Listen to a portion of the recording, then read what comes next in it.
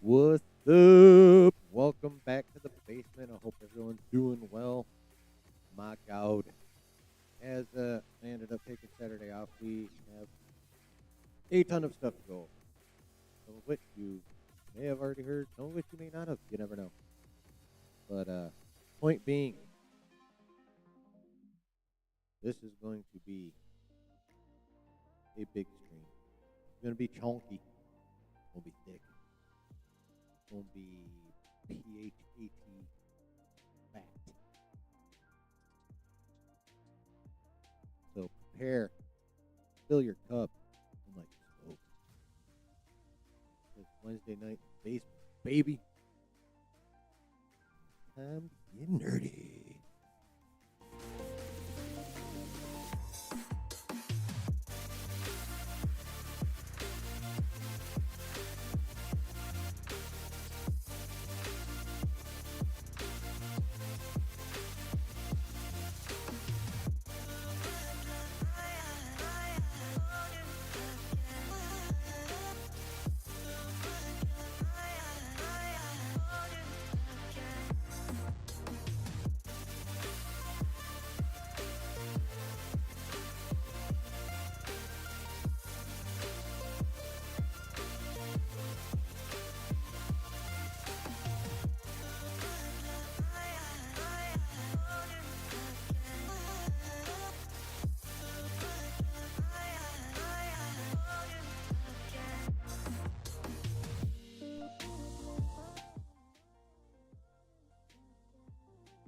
What's going on? How is everyone tonight? Welcome to the basement. Welcome to this stream. Okay, maybe it's just me. Do you guys see crowns next to your name? I'm wondering if it's just because this is my name. I'll tell you what it does tell me, and this is what makes me think this is just because I'm the host. Uh, there's numbers on them in the order y'all showed up in. I'm guessing you guys probably can't see the crown, but this is an interesting little feature that I noticing YouTube is offering. Giving, whatever you want. Anywho, what's going on? Yes, I know. I'm sorry I missed Saturday. It was just not good. And what up? Me? I'm all the way up.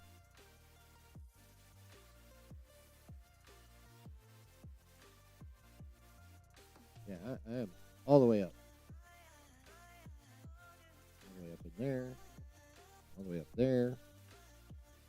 I'm all the way up. I'm all the way up. You see the crown? Or you don't see the crown? I just want to know if y'all see the crown. And I think it's kind of cool. Oh, you can see the crowns. Okay. Well, as far as I can tell, they're numbering the order in which you guys got in. And at least there's a little label on my doodad here that says top fans. So I guess you guys are my top fans. What up, Icarus? What up, Brooke? What up, Spicy Dan? Hope you guys are doing well. I hope everyone lurking's doing well. I hope you on the replay are doing well. Do me a small favor though. Actually, 3 small favors. And it just involves 3 quick clicks or taps, depending on the device you are watching this stream on. And that would be the like, the subscribe, and the bell. Pretty please and thank you. I greatly appreciate that. That'd be awesome. So, wait, it's been a week, guys. Again, my bad. So, what's been up? What's happening? What's happening?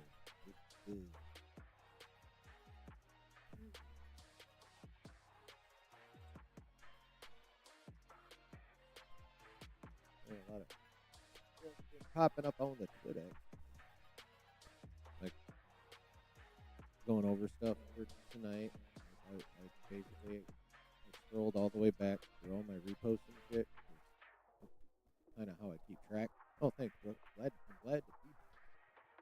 Oh, Brennan. So like, I'm like, wait a minute, I got to go back to last Thursday. You know, didn't stream Saturday.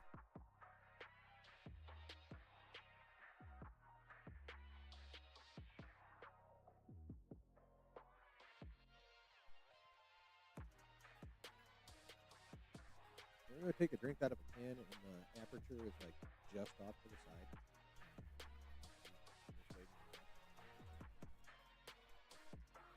And you almost dribble all over yourself. Yeah, that just happened.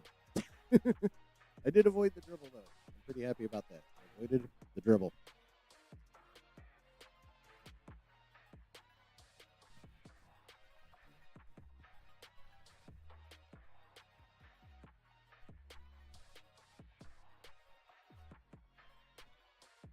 Yeah.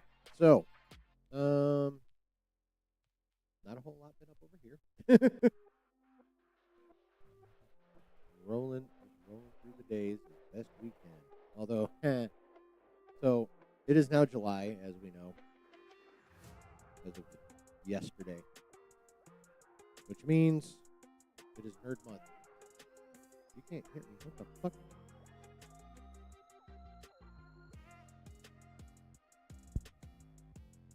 How about now? I don't show who interacts the most. What's up, Dave? It'll probably change during the show. It's allegedly supposed to encourage more chat. Oh, okay. And by the way, welcome, David. Good to see you. Okay, that's turned on. Oops.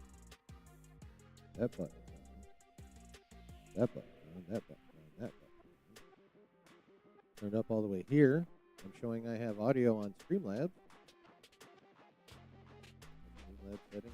Yep, my mic's turned all the way up on my Streamlabs setting. Yeah, I have the new cord too. I'm using the new cord.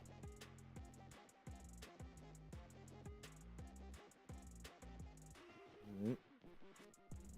What's different? I don't see anything different.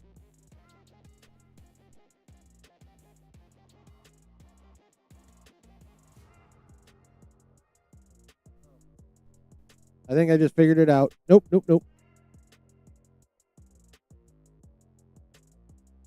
I figured it out. How's that? Let me know how that is.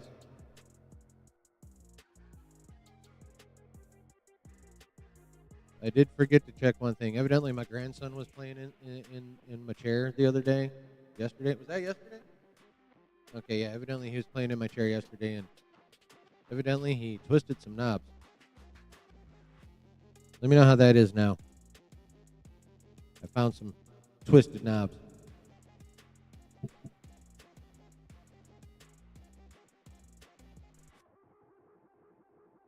Yeah, I saw that, Brooke. I haven't watched it yet, but I saw he did that.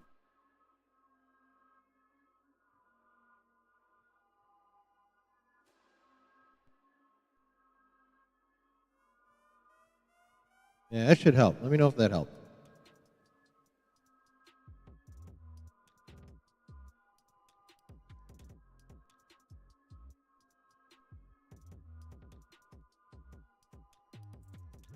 Better? All right, good. Yeah, he turned he turned all the equalizer knobs down to nothing. So like my bass was all the way down, my mids were all the way down, and my treble was all the way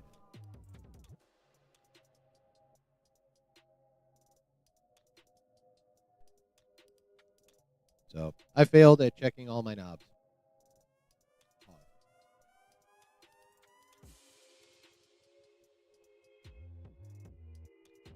Yeah.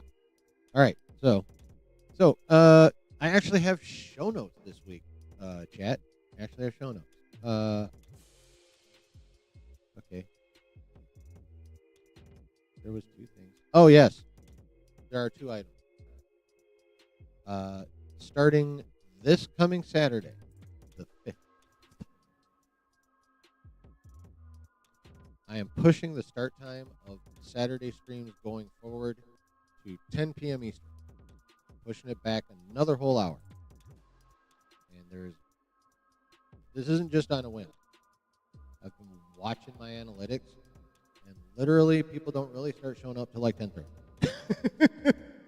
So like the first hour is, at least numbers wise, not awesome. So the higher the average, the more YouTube will take notice. So I'm implementing actual YouTube business strategy. I know, fucking weird, right? But yeah. So, starting this Saturday, start time will now be 10 p.m. Eastern, which will help me not interrupt Brooke's dinner so much.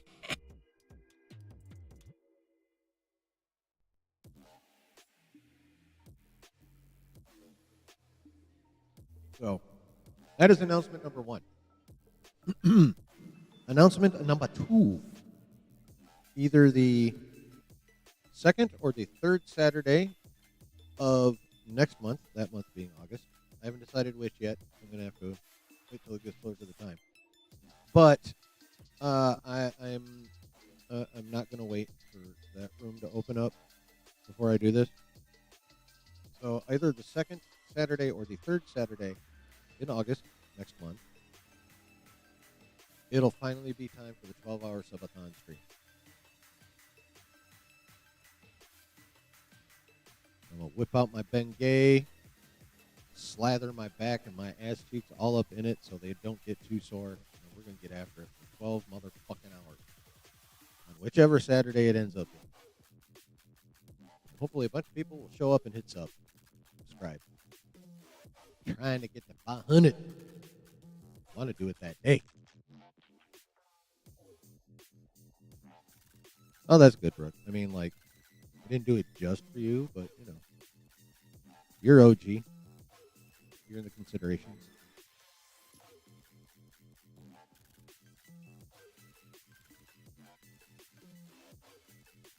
Does my resolution look weird to anybody else? This is just my monitor.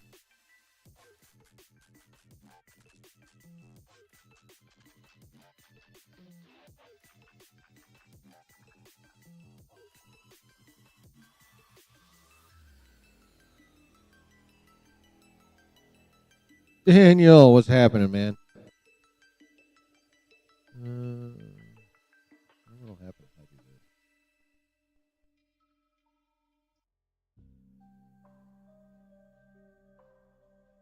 Does that actually do anything?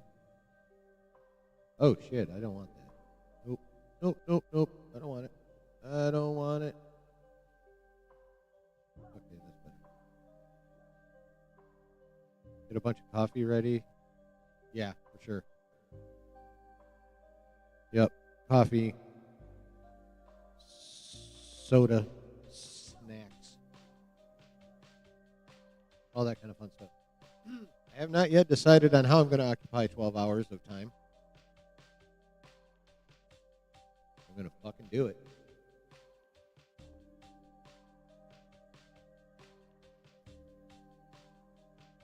I'm going to do it. Hope I can decorate my studio more. Yeah, eventually. We'll get there. Delta Dan. Good evening. What's up, man? What's up?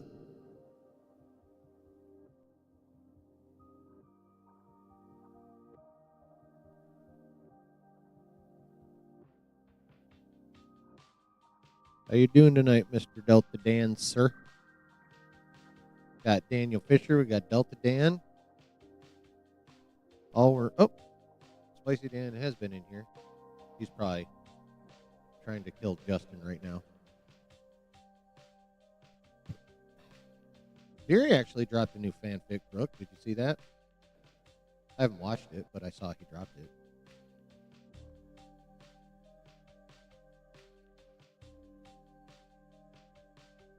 Did you see that?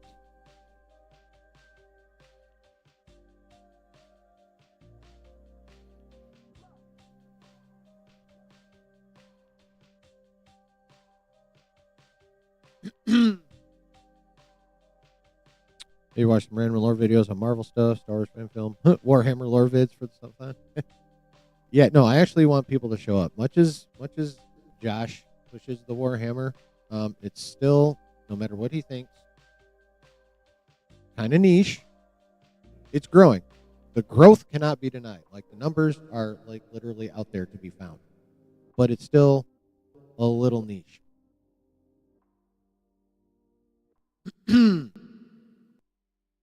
So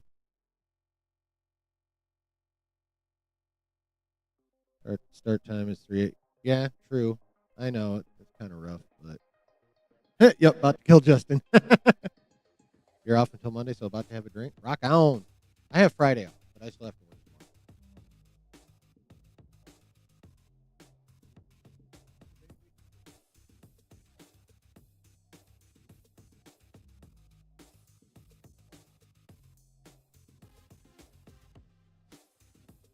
Yeah. So that's cool, man. Enjoy your shit. What, 4 or 5 day weekend? 4 day weekend. Rock on. Rock on. All right. Much as I love chit chatting with you, like I said, I'm basically starting it last Thursday since we were not, well, I did not stream on Saturday. So check out Everett Productions. Throw a link into the Discord, please.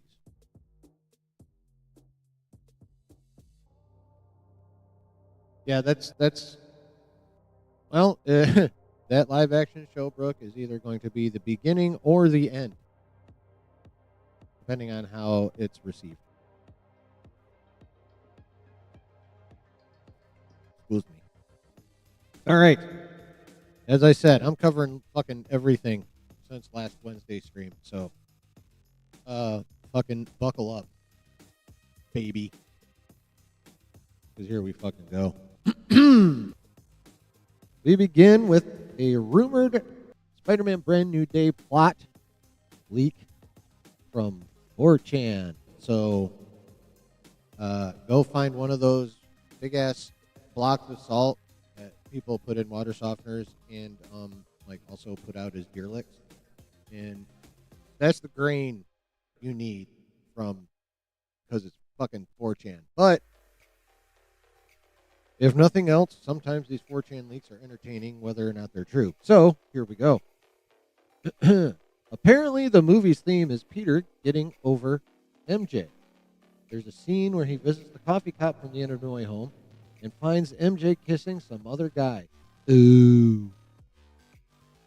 That's gotta be a bummer. Oh, thank you, Brooke. Appreciate that. Thought I was gonna burp, but then I got stuck. Anyway. All right.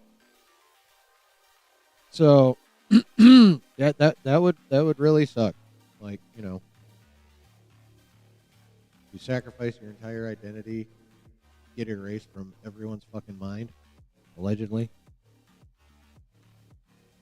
And then find your ex-girl that no longer knows you ever fucking existed making out with some other dude. It's going to be Ned. That would be hysterical, actually.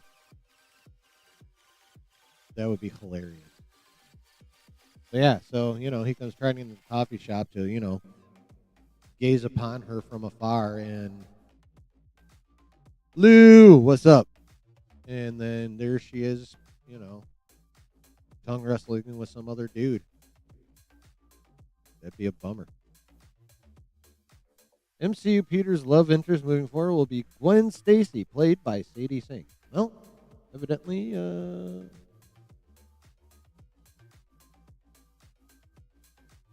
this person doesn't like the idea. That's funny. So it looks like Sadie Sink's going to be going blonde. Eh? If this is true.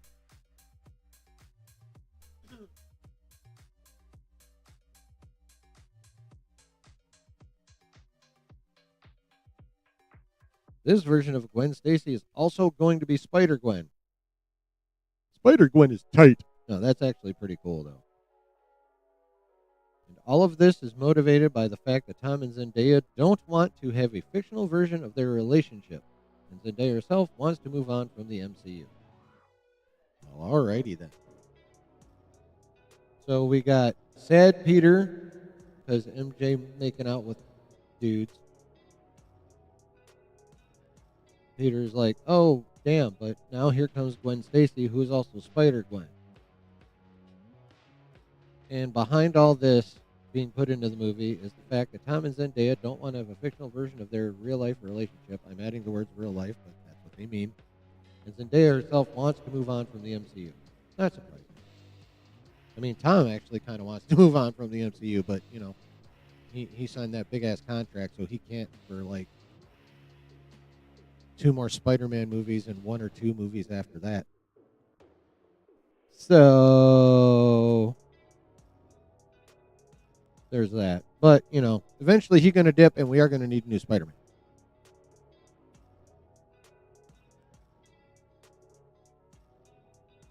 So here's one thing that still has not yet been addressed. And it doesn't matter what character she plays. And even if it's like, remember all the theories about who Sadie Sink was going to play? Like actual Mary Jane Watson. And as far as we know, there is no Mary Jane Watson in the 616.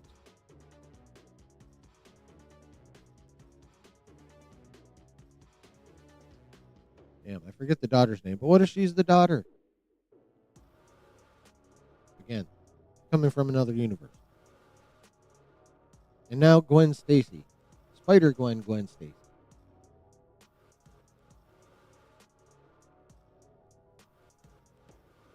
As far as we know, there's no Gwen Stacy in the 616 either. So, unless they plan on treating Sadie Sink, no matter who she's playing, again, this is 4chan. You never fucking know. But we know for sure Sadie Sink's in the movie. We don't know for sure who the fuck she's playing, but we do know 100% she has been cast for this movie. She gonna be in it. But every rumored character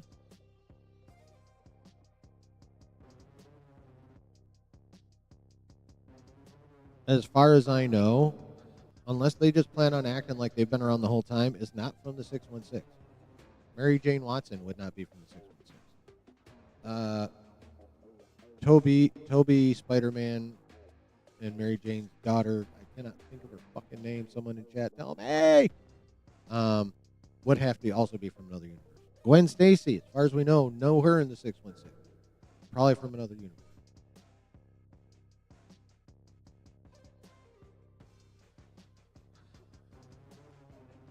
So now, while got no crown, typical for me. I think they just. I've only ever. It looks like it's just for the first 3 people into chat. Yeah, the numbers don't go any higher than 3. I'm scrolling. Yeah. So yeah, only the first 3 people in here can do that. The crown is in heaven. True that. True that.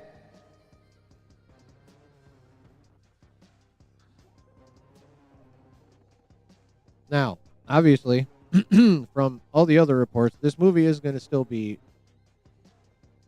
a Darth Lance. What's going on? Welcome. Please hit all the buttons. You know which buttons. Like, subscribe, notification bell. Any of those 3 you've never hit before, hit it. Well, the like button is every stream. So yeah, but the other 2, if you haven't hit them, hit them. Do it. Anyway, where was I? Yeah. While this movie is going to be quite grounded,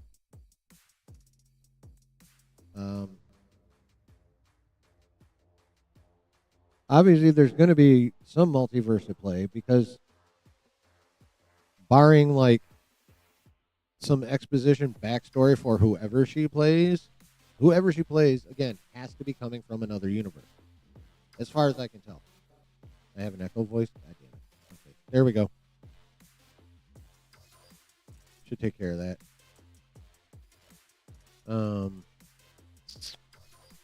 Right. So now, given the grounded nature of like every other report we've gotten, while it's looking like this is going to be a multiversal character, the multiversalness of her character doesn't have to be dealt with right away. It can be mentioned, and then, hashtag story reason, hashtag dialogue. It gets tabled until the end of the movie. That makes sense?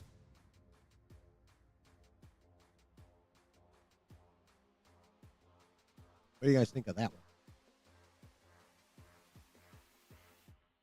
Well, what do you think of this plot in general? I mean, From a logical standpoint, it makes sense. I mean, MJ doesn't know who the fuck Peter is. Why would she not make out with a dude she thought was cute? Or whatever. Not like she's cheating on Peter. As far as she knows, there literally is no Peter Parker. Right? So, logically, makes sense. Peter moving on makes sense. Gwen Stacy, historically, in the comics, makes sense. And the fact, and even the motivation that's illustrated in here, that Tom and Zendaya don't want to have a fictional version of their real life relationship, makes sense. That would be kind of weird after a minute. And then Zendaya herself wants to move on from the MCU. That makes total sense as well.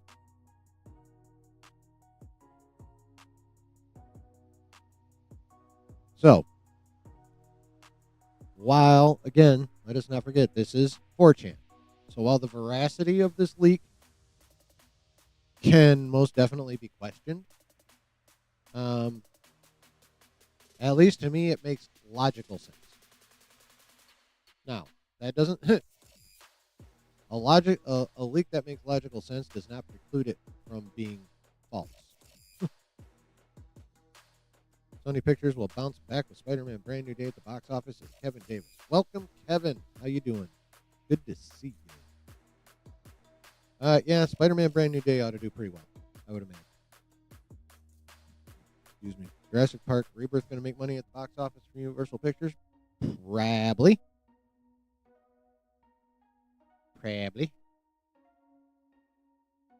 Don't know how much, but profitability, I do agree it will be profitable movie. So, what do you guys think of this hoo-ha? What do you think of what 4chan came up with in regards to Spider-Man Brand New Day?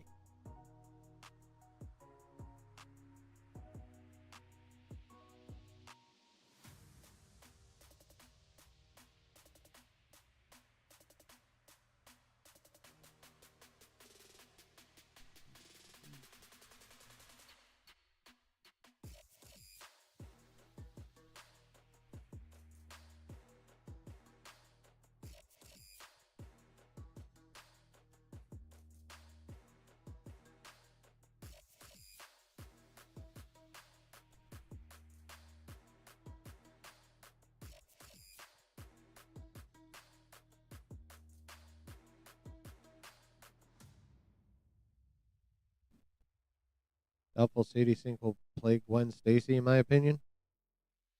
Who do you think she's going to play? Spider-Man Brand New Day will make a minimum of $800 million. Yeah, sounds about right. Sounds about right.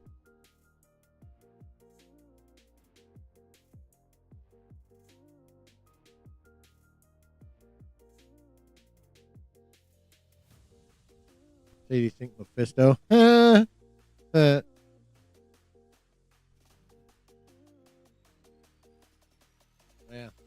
Speaking of Mephisto, I still have not. I had to do the side hustle thing last night, so I have not yet watched the second half of Ironheart.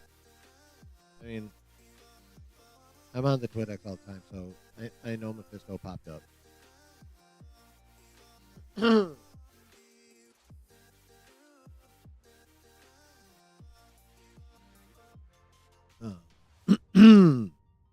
So, but yeah, I still have to watch that. I don't know when I'm gonna actually watch it though. Maybe Friday night. Maybe late Friday night.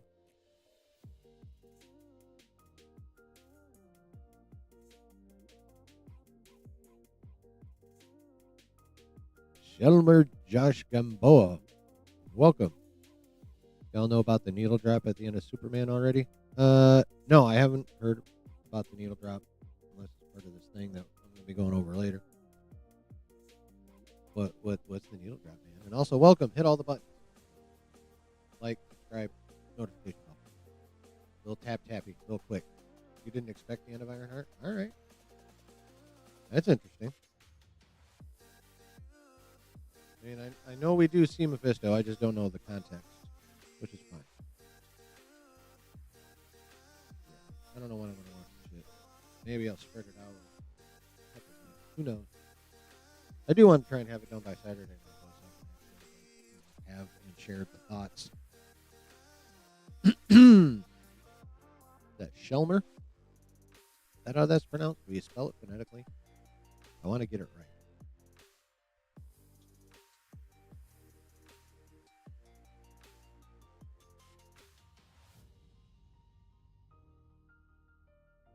Here's a fun one. Y'all hear about this shit? Got Punisher news, baby. Punk Rocker by the Teddy Bears.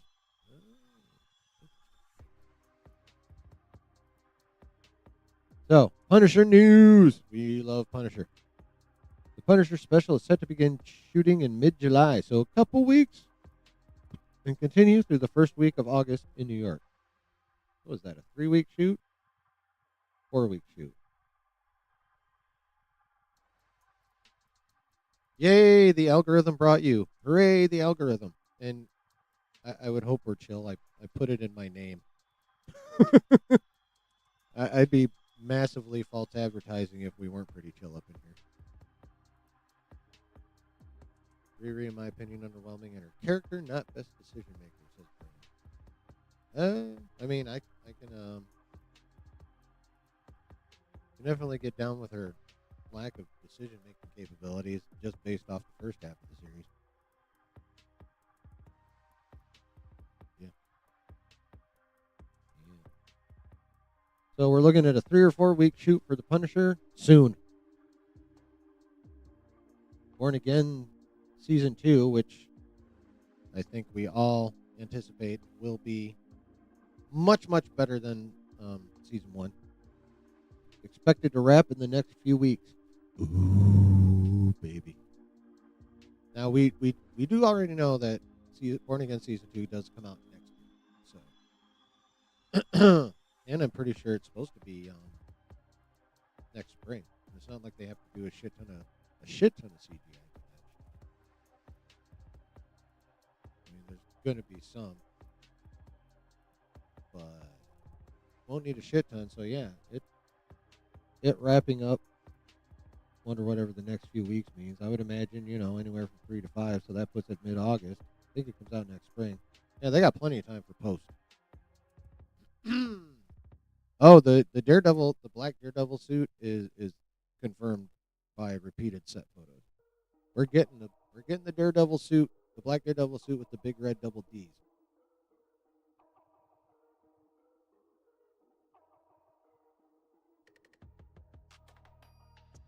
But yeah, that's like we're getting it. We're getting double D's, baby. Boss, and all signs point to Manucci, as previously scooped by Danielle RP. Now, Nexus Point news. They're actually fairly good. I mean, no one in that game, is 100% accurate.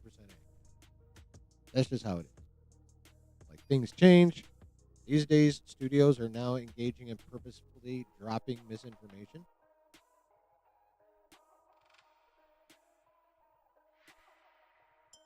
So, I kind of feel like all the scoopers' percentages, all of them have gone down. Just because Hollywood is starting to engage in or attempt to engage in 4D chess when it comes to these scoops and leaks and all that shit. Like, they got Alex Perez hardcore with Deadpool and Wolverine. They got his ass bad.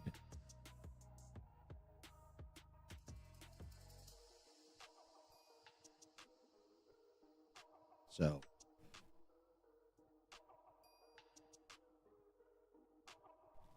yeah, double D. Anyway, I can't do that too loud. Mrs. Chilling absolutely hates you. I don't want to get tagged in the back of the head with whatever. But yeah, Punisher special on the way. Daredevil Born Again Season 2. on the way. And it looks like we're probably going to be getting Manucci in the Punisher special. Here's the question.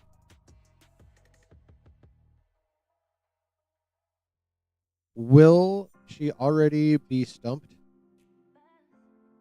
Or will this show lead to her getting stumped?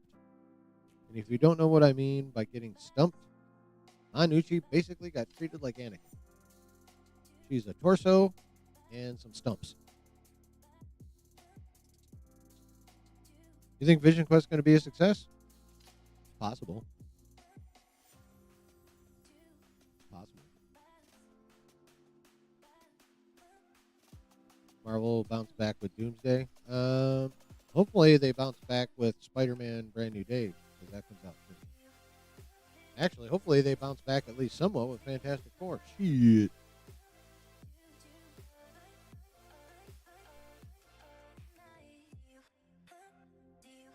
Bounce back really needs to start in 3 weeks.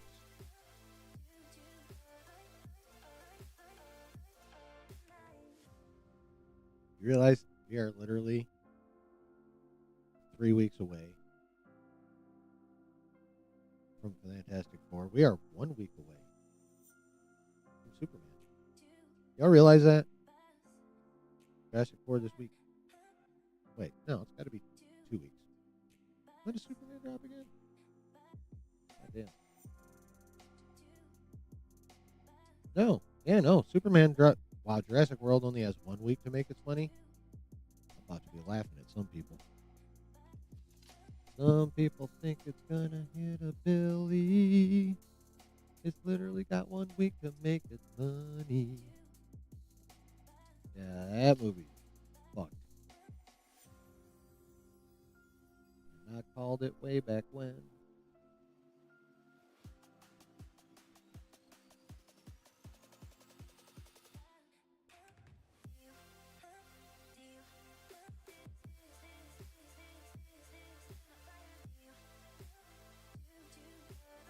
Guys.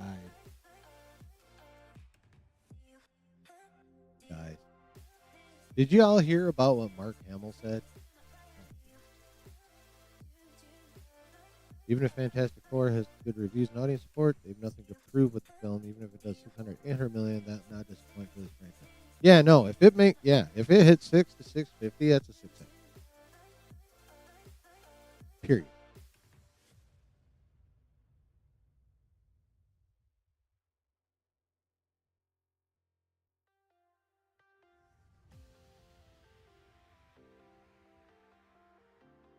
And that may be enough.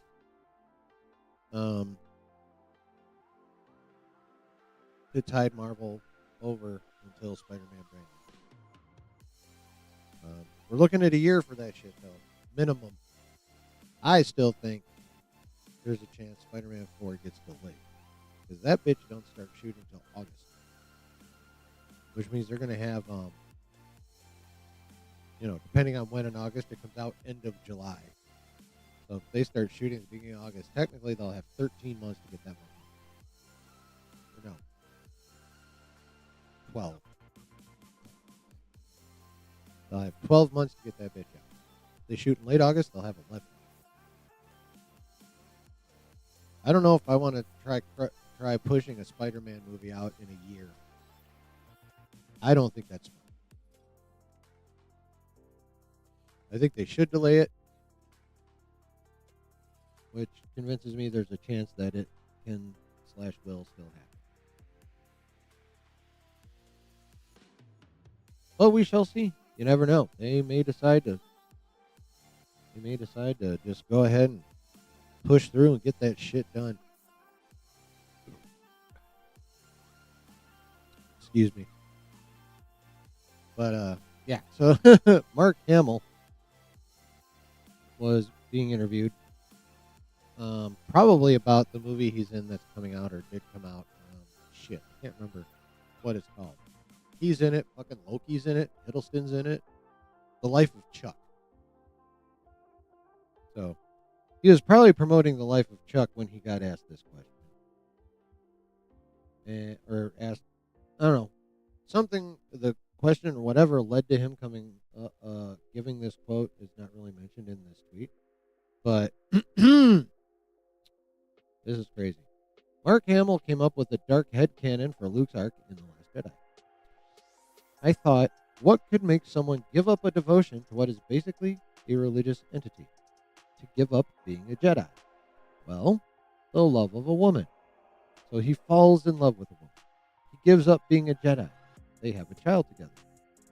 At some point, the child, as a toddler, picks up an unattended lightsaber, pushes the button, and is killed instantly. The wife is so full of grief, she kills herself.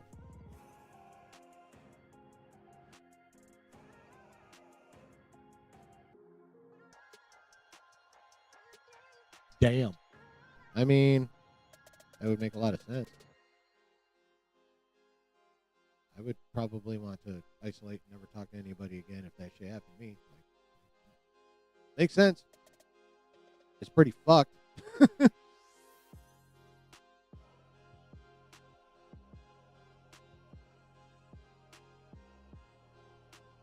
An unattended lightsaber. Imagine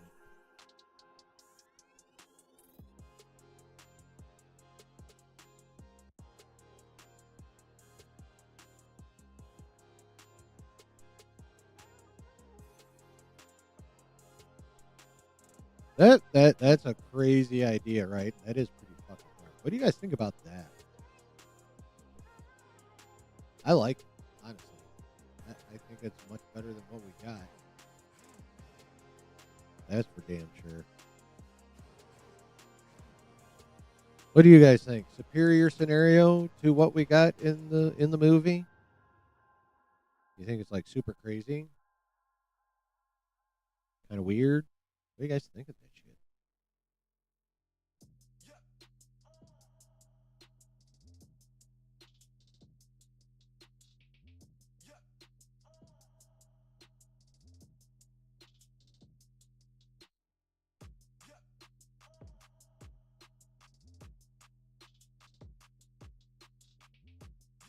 Brooks, I just read a bit about Mon Nucci from The Punisher. I think it's likely she will get stumped.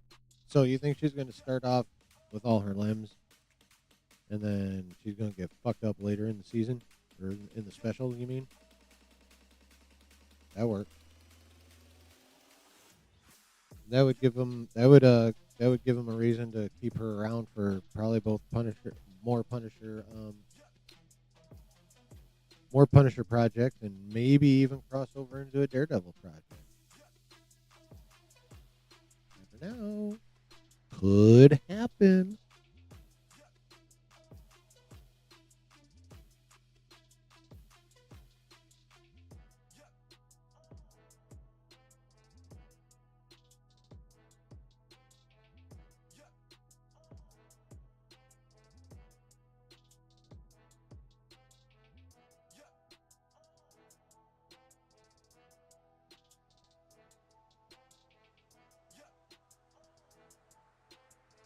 I think Manucci will start off with her limbs, then get messed up later.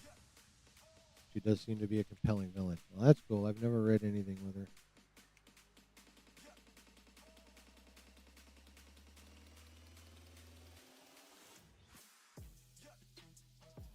Wonder if y'all saw / remember this little tidbit.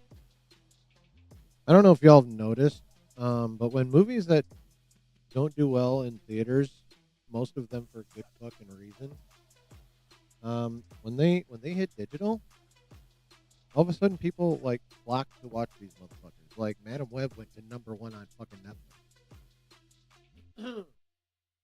Craven murdered it on, I don't know what it was on, Netflix, Max, whatever. Anyway, Craven did a lot of digital.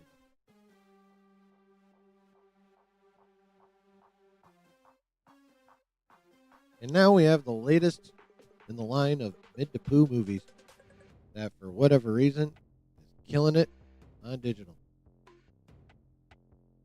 Captain America Brave New World debuts at #1. #1 on Nielsen's movie streaming chart. The film has 750 million minutes viewed in its first week of streaming on Disney Plus.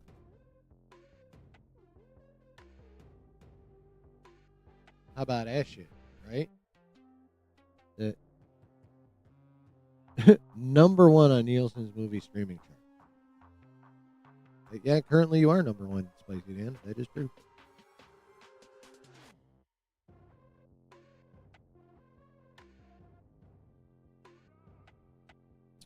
I'll tell you what I think this means. Number one, at least for me, it confirms that people are going to be very, very picky about what they go to the theater to spend their money on. And that if they even hear a movie is somewhat mid, they'll be like, I ain't spending my money on that shit. I'll just wait for streaming. And you get this. A movie that underperformed, if not outright flopped at the theater, killing it on streaming.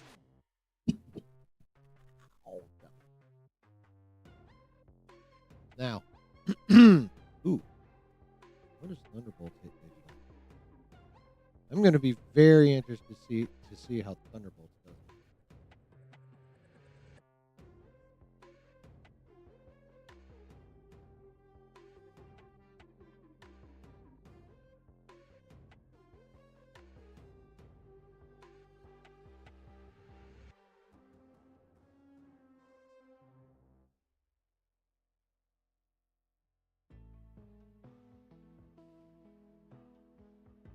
Oh, it hit digital yesterday. Thunderbolt hit digital yesterday, so we should be getting some numbers, maybe even by the weekend. Ooh, chat, we might be able to talk about Thunderbolt's digital numbers on Saturday. That'd be cool. All right. I think it's going to kill it on streaming. I think Thunderbolts is going to absolutely dominate on streaming. Watch me be fucking wrong. But, like, obviously, Thunderbolts completely fucking, bombed at the box office. Like, there's no ifs, ands, or buts around it. You can come up with whatever reason you want to call it a success. But if we're talking success at the box office, that movie bombed. It flopped. It severely underperformed, however you want to put it. Fail. Bottom line, box office, fail. But so was Brave New World. And it hit number one on Nielsen's movie streaming chart. Thunderbolts, unlike Brave New World, is actually a really, really good fucking movie. So while word of mouth may not have done shit for it in the theater, it can damn well help on digital. I think it's going to go wild. I think it's going to smash it. But that's crazy, though. Brave New World, number one on Nielsen's movie streaming chart.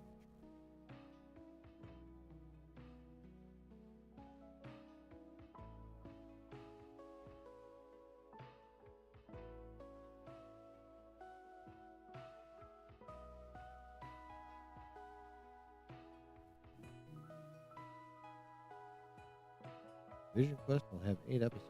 All right, cool.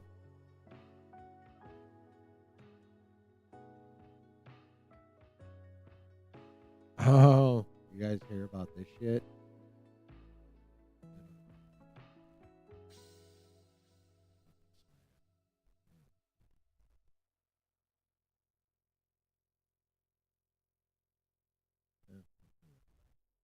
All right, brace yourselves for a twerking optimist. It's not my fault. And this comes from more than just Snyder, by the way. I'm pretty sure it's in the trades. You guys ready for this? Michael Bay is back to direct a new Transformers movie that Jordan Van Dina is writing for Paramount. I was tipped off about this last week. Through Tracks and Matt Bellany just broke it. I think it has been confirmed by the team. Not 100. But A, how do you guys feel about more Transformers in the future in general? And B, how do you feel about the return of Michael Bay?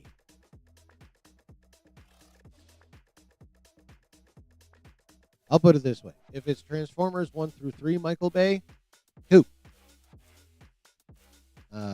Any other Transformers Michael Bay? No, thank you. I'm good. Find someone else.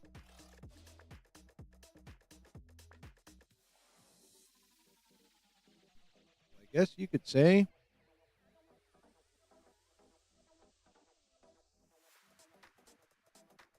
I have trepidation. That's the best I can do. I have trepidation about Michael Bay coming back. Kind of excited. You actually like all the Transformers films, for what it's worth. I still haven't even gotten around to like the newest ones. Guilty pleasure. Oh no, dude. Nothing wrong with that. But yeah, I'm trepidatious about the return of Michael Bay. Like real talk. I'm not like I don't hate it because, like I said, I very much enjoyed the first 3 Transformers.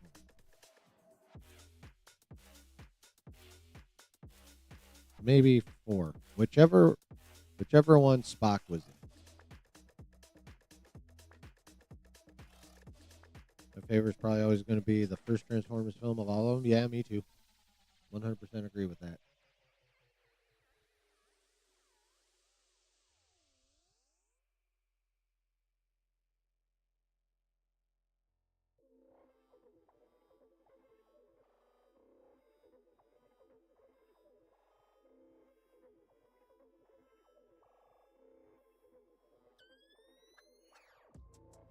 Just the full-on action in the F-22 action sequences in the first Transformer, plus the opening with Blackout. That was so badass. Yeah. Remember when G.I. Joe teased G.I. Joe versus Transformers? No, I don't remember that, but I'm fine that never happened because I never thought the G.I. Joe movie was good. I didn't see the second one.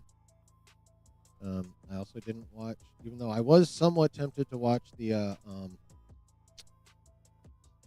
Snake Eyes movie, or Snake Eye movie, whichever. Then he had dialogue, so I said no.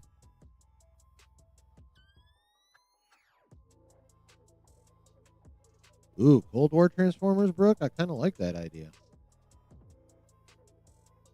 I kind of like it.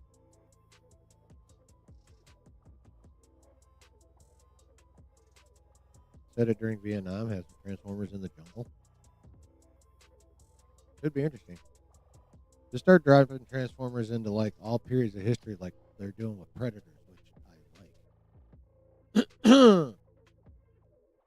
I think that's the best way to keep the Predator franchise going is drop them in all points of history, and I'll whip out a Xenomorph and have them fight every few years.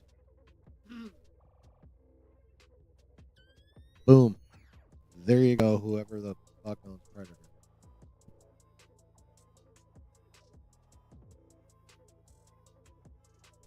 You're welcome.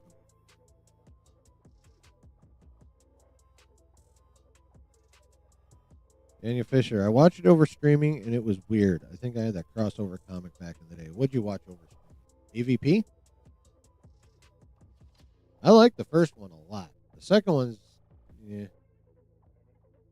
it's alright.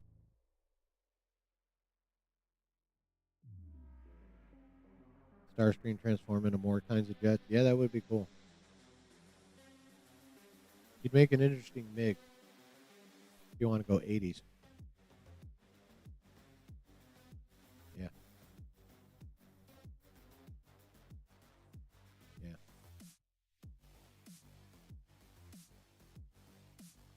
This is I find this little tidbit interesting that we're about to go over here. This is Superman related, not the plot leaks. This is more the business side. And this comes from Luis Fernando, who is really, really good with like box office analysis and shit. So, Warner Brothers. You met that last GI Joe one? Oh, okay.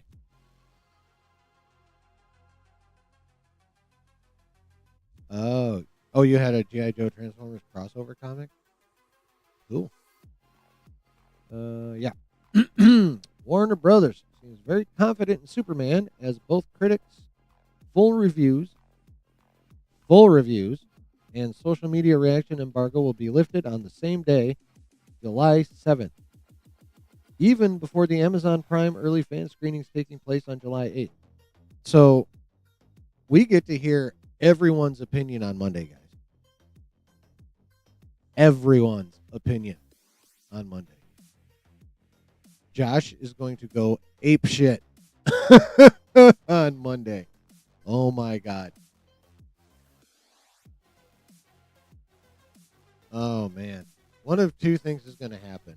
Like, either Josh is going to have fun playing with like a bunch of negative reviews, or he's going to get trolled hard by the gun glazers in his chat because of all the positive reviews. That's what's going to happen. And either way, Josh is probably going to be at peak obnoxious, and I am here for it. I'm also not going to bring my existence to his attention, just in case.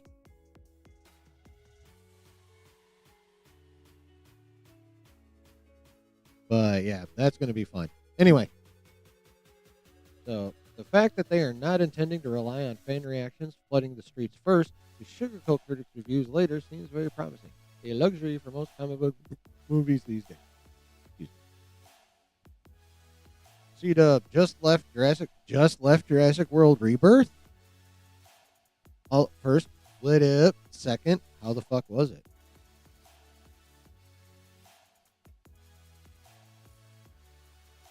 Like, I need to know because I'm not seeing all three movies next month. I'm not going to see Rebirth. I'm going to see Superman and Fantastic Four. But what'd you think, man? Type faster. But in the meantime, I'll see Doug typing to edify us with his opinion.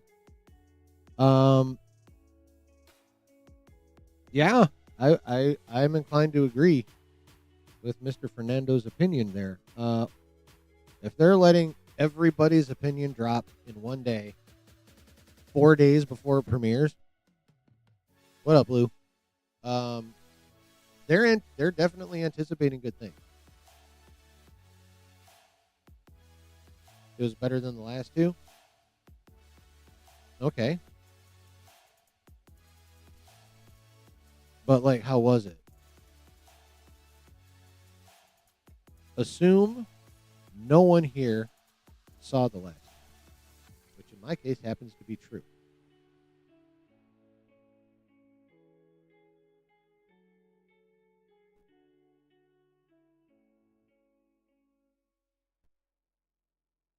Yeah, that's interesting, man. Warner Brothers. I mean, they've been promoting the absolute shit out of this movie, and evidently they think they've done the work, both in production of the movie and in the marketing of the movie, because they're like, you know what? You can find out what everyone thinks Monday. It had the bones of the first one. I'm assuming no pun intended. The dinos look better and not so sloppy with CGI. Cool.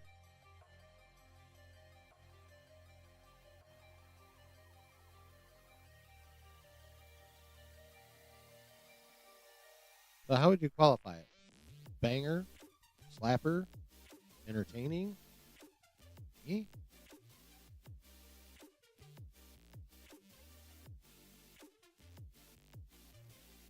Yeah, that's Warner Brothers confidence. I find interesting. We'll see if it gets backed up by fiscal data.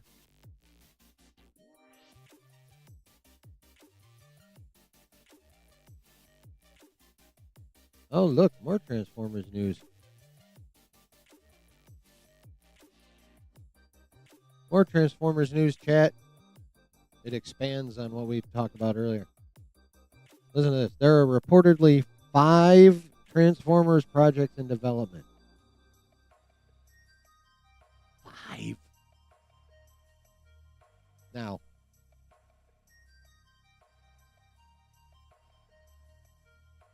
I think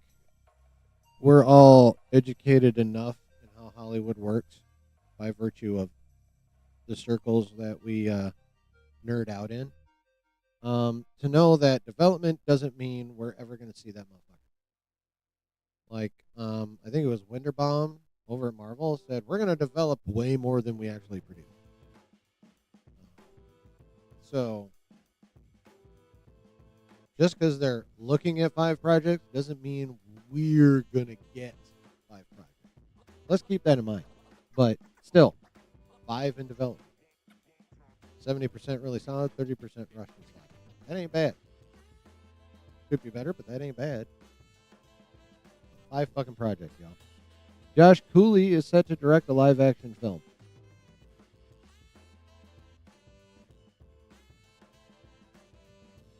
Who the fuck is Josh Cooley? Chat, have any of you heard of Josh Cooley? Do you know who he is? Do you know what he's directed?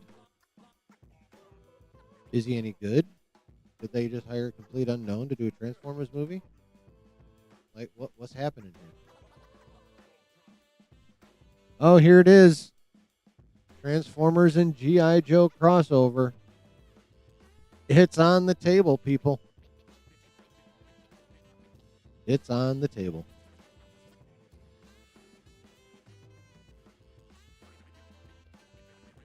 Michael Bay's potential next live-action film, as we already chit-chatted about, and 2 additional projects are in the early stages. So we have a live-action Transformers film directed by Josh Cooley, whoever the fuck that dude is.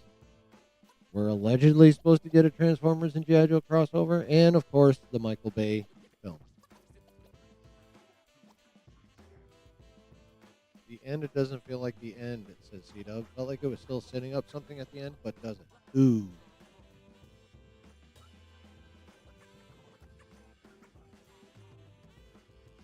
Yeah, I have watched none of the Jurassic Worlds either. What up, Griff? Y'all done slaughtering Justin? So yeah. You know what? Transformers G.I. Joe crossover. If they do that right, that could be actually fucking dope. Like, I would totally be down for, like, a good version of that. I'd be super happy. Question is can they pull that motherfucker off? That's going to be the thing. Yeah, I'm open to it as well, Brooke. I'm open to it, but they need to, like, really, really, really, really, really work really, really, really hard to not fuck it up. Who the fuck is this Josh Cooley?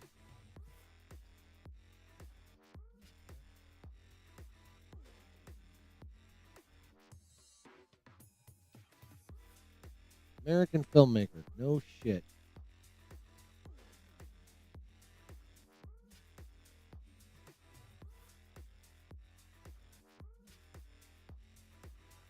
Is this the same guy?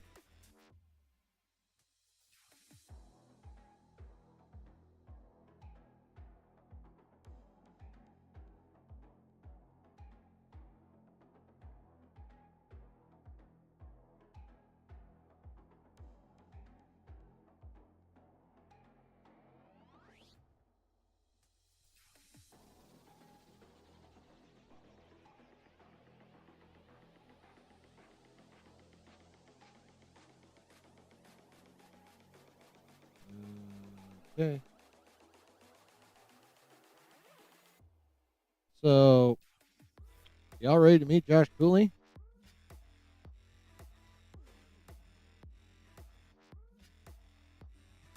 Did get to see the Odyssey teaser? Yeah, I haven't gone to, is it still on in Josh's Discord?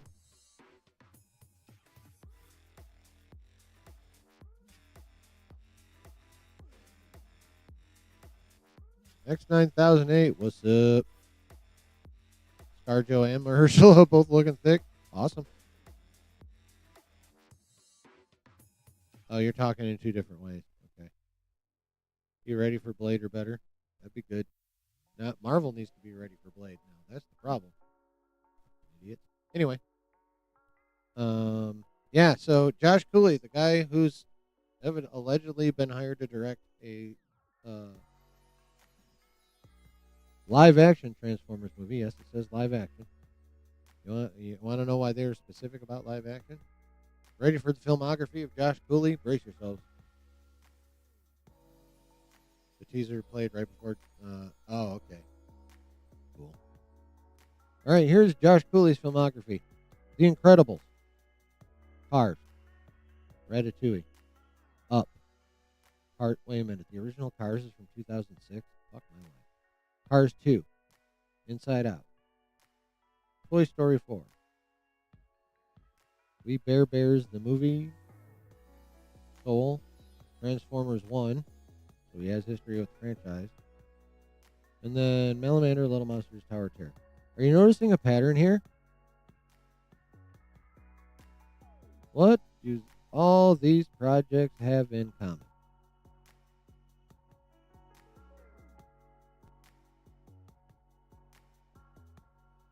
This motherfucker hasn't directed one thing live action. Every single project that was on that list is animated. Every last one. They hired an animation guy to direct a live action Transformers movie, allegedly. I mean, don't get me wrong. I'm all for people expanding their exactly, Brandon. I'm all for people expanding their skill set. Like, go get yours. Do something new. However, newbies need to be put on the right projects. Now, I will say this in his favor. I will say this. We're talking Transformers. So we're talking a shit ton of CGI. We're talking a shit ton of computer animation. Bumblebee was good. Yes, it was. So in that respect, he's a good dude to have around. But for like the rest of it, I don't know, and this applies to any franchise. I don't know that hiring a newbie to direct a film in your massive IP and Transformers is a massive four quadrant IP like Star Wars, like Marvel, like Harry Potter. And let's face it, outside of Transformers 1, which, as I recall, didn't do that well in the theater, at least not to start. It kind of got legs late, but the consensus on it, the general consensus was that it was really good. I still haven't watched it.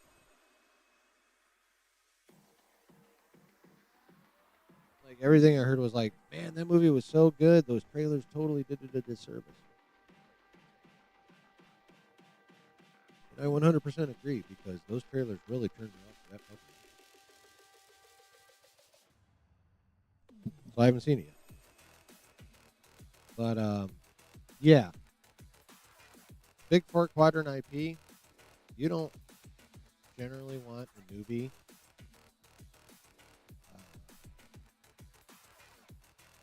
doing what's basically your comeback movie.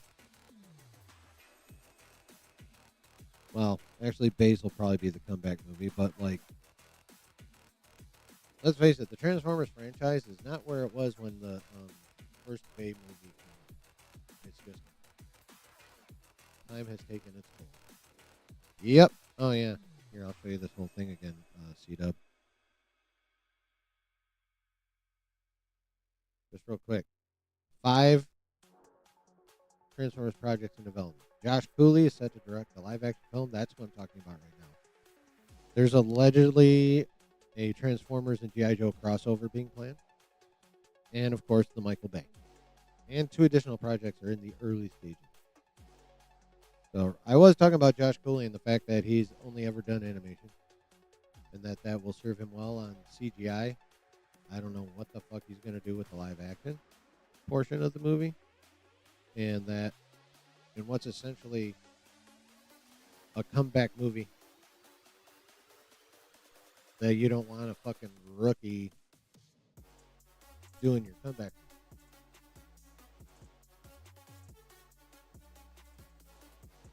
Just like Charmin Obey-Chinoy has no business doing Star Wars. You got to work up to that shit. As far as I'm concerned, Josh Cooley has no business doing a Transformers movie. Not with that resume. Now, would he be a good visual arts director? Whatever? Hell yeah. Transformers 1 is freaking awesome. I keep hearing that. Transformers 1 was pretty dark as a film, even if the trailers seemed really lighthearted. Yeah, them trailers fucking fooled me. Or at least that's what I'm given to understand by what pretty much everyone else says. In your opinion, it's a prequel to the 80s movie? Oh. 80s movie peak.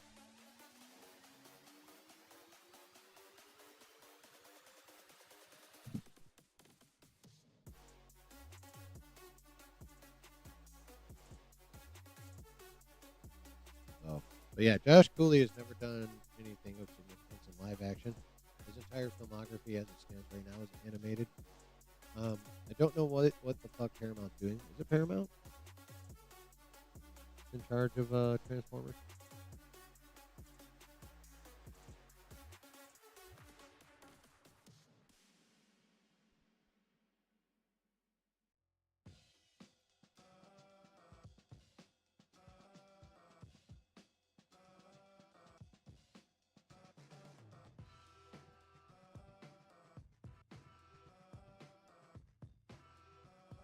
Oh, okay. Oh. Hasbro owns the overall franchise, but yeah, Paramount has the does the film production distribution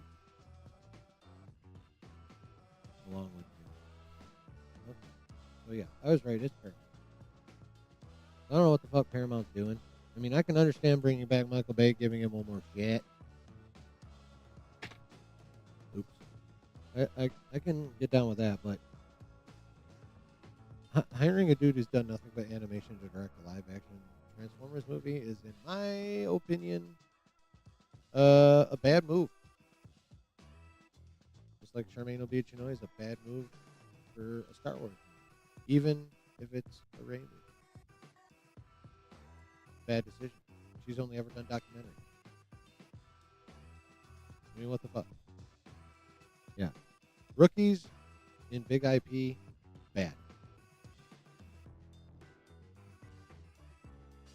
I don't know about that. But that's what's happening with Transformers, y'all.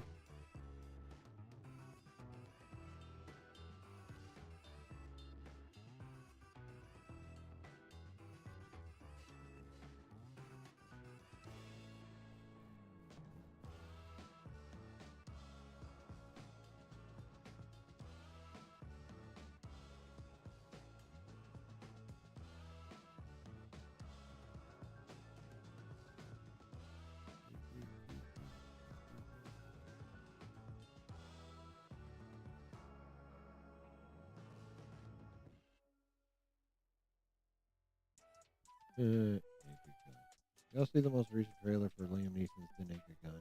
That movie looks hysterical. I might actually go to the theater to see that motherfucker. That shit looks funny. Like super duper duper funny. Oh yeah. This one's kind of fun. Sony has canceled all of its planned live-action Spider-Man spin-offs. All of them. That's interesting. That's very interesting. In my opinion, super smart. Like that line of thinking obviously fucking failed. Like, you had 6 movies in the SSU. 3 of them were Venom movies. And those are the only ones that performed. Madam Web, uber failed. Morbius failed twice because Sony was stupid enough to put it back in the theaters because they didn't understand hashtag Morbin time. They thought it was based in desire, not sarcasm. Wrong, and Morbius bombed twice in the theater. And of course, Craven, massive, massive flop. So, them canceling all their planned live action Spider-Man spinoffs, good fucking move. Good fucking move.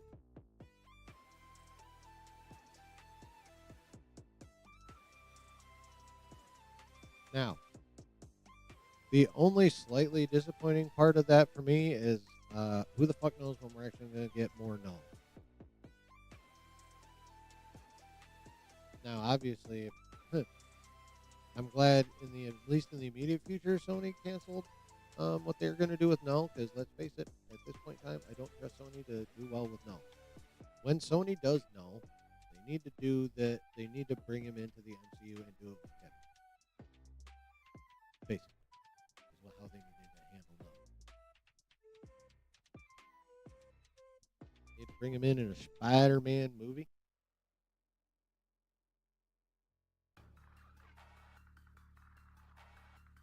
Like we thought they were going to do for Spider-Man 4. God, all the changing rumors and stories for Spider-Man 4 is fucking ridiculous.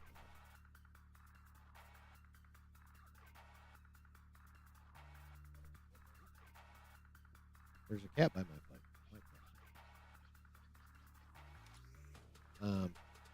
Yeah, so outside of who the hell knows we're going to get to see Null. Good move by Sony. Now, there's another aspect to this. I've seen / heard some people talk about that this could be an indicator that Sony is going to sell Marvel the rights back.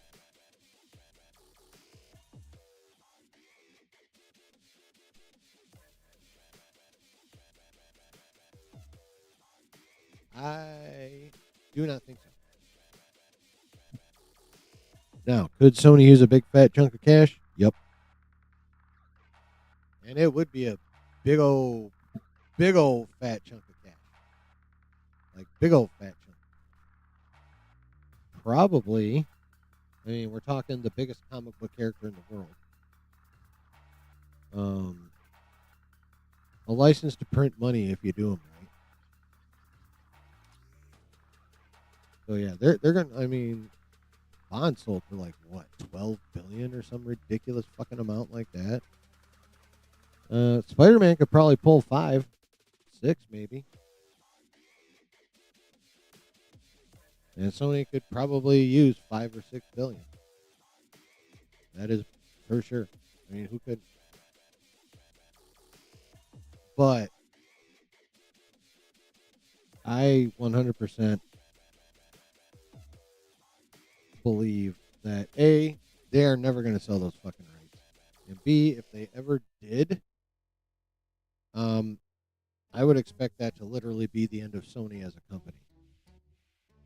Because to me, it would be so much easier for them to not sell the rights and just work out a really good deal with Marvel, where all they have to do is sit back and wait for their chunk of whatever Marvel does to come rolling their way. Even if they're on the low end of the percentage, they're basically getting paid to allow Marvel to use Spider-Man characters. And they don't have to do shit else with it if they don't want to. They could set up that kind of sweetheart deal with Marvel.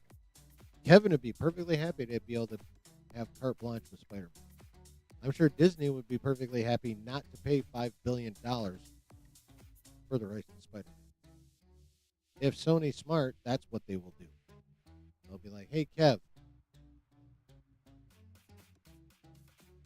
for this percentage of profits, we want to sit back and do nothing but collect said profits, and you get free run with Spider-Man and all his characters. As long as we don't have to do shit and you pay us to do nothing except allow this.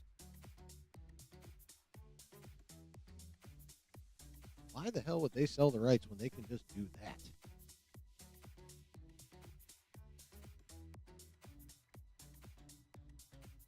No effort, gain big chunk of money.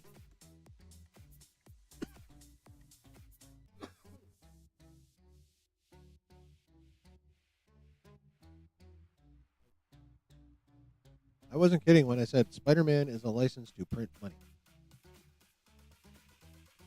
Sit back and let Marvel do all the work and just get your chunk on the side. Call it a day. That's what I'd do. I wouldn't be selling the rights.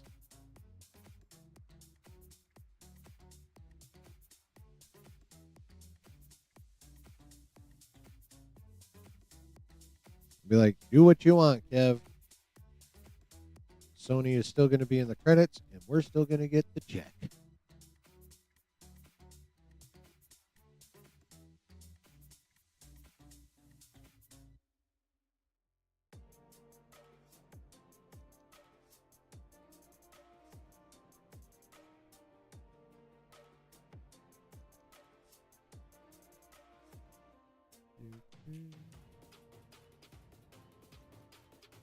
Oh yeah, Rob thinks they're going to sell Spider-Man back. Josh thinks they're going to sell Spider-Man back. I 100% do not think they're going to sell Spider-Man back. Okay, this was just too funny.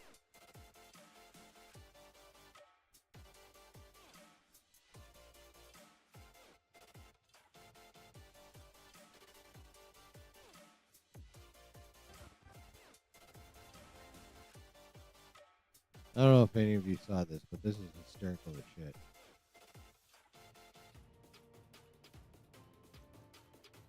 You ready?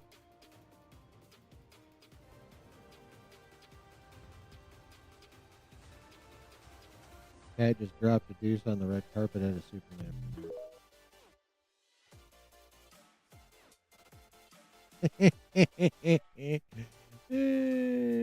That's just funny.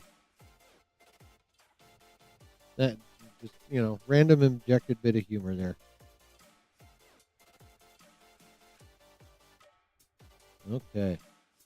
All right. Something else happened last week.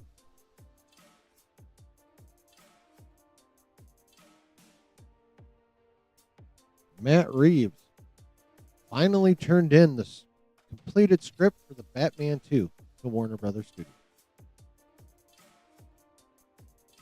Finally happened. Now, James Gunn hasn't read it yet. He's too busy, sort of, but not quite, insulting young children from India. But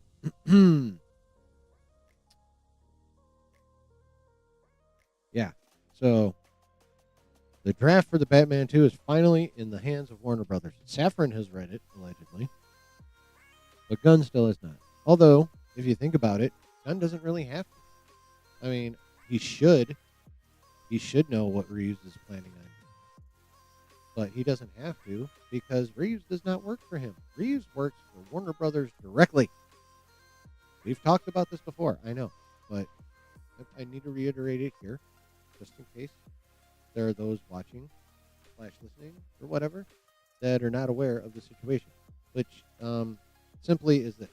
Matt Reeves signed a contract with Abdi and DeLuca of Warner Brothers Studios to make the Batman, because DC Studios under Gunn and Safran did not at that time exist. So Matt Reeves does not work for James Gunn. He works for Abdi and DeLuca. He works for Warner Brothers. Now, everyone works for Zaslav, but so technically, Reeves giving Safran and Gunn a copy of that script is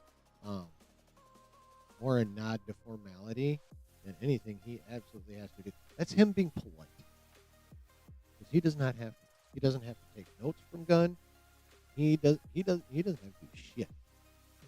Gunn can come onto the Batman 2 set while Reeves is shooting and be like, hey, you should do this. And Reeves can turn around and look at him and go, fuck off. And then go back to work. Because he doesn't work for James Gunn. So, yeah, the Hollywood Reporter posted something really, really interesting the other day. Friday. You guys can stop asking James Gunn about this now. The Batman Part 2 script is in. Filmmaker Matt Reeves revealed that he and co-writer Mattson Tomlin have turned in the draft, sharing an image Friday of them with the script. And then they have this bit in parentheses is hilarious. But you can ask Gunn about who's writing the Brave and the Bold movie, because we're not convinced there is one. What? This is a Hollywood trade, basically a mouthpiece of the studios, saying they're not sure there is a Brave and the Bold movie.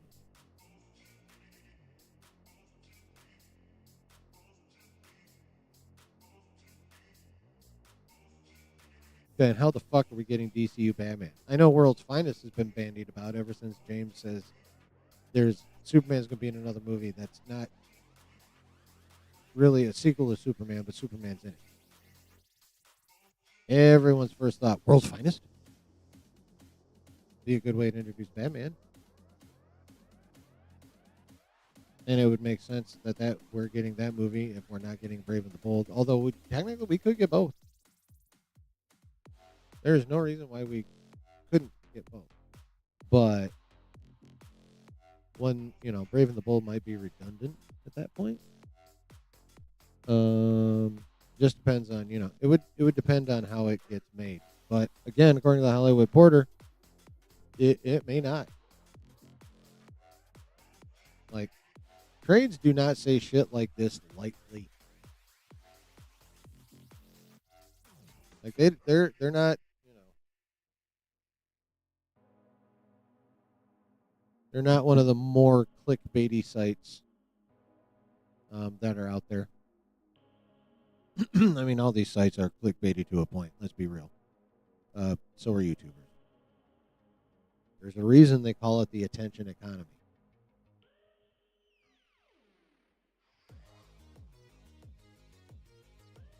But yeah, it's not often you get the trades that say some shit like this, because again, the trades are super close with the studios.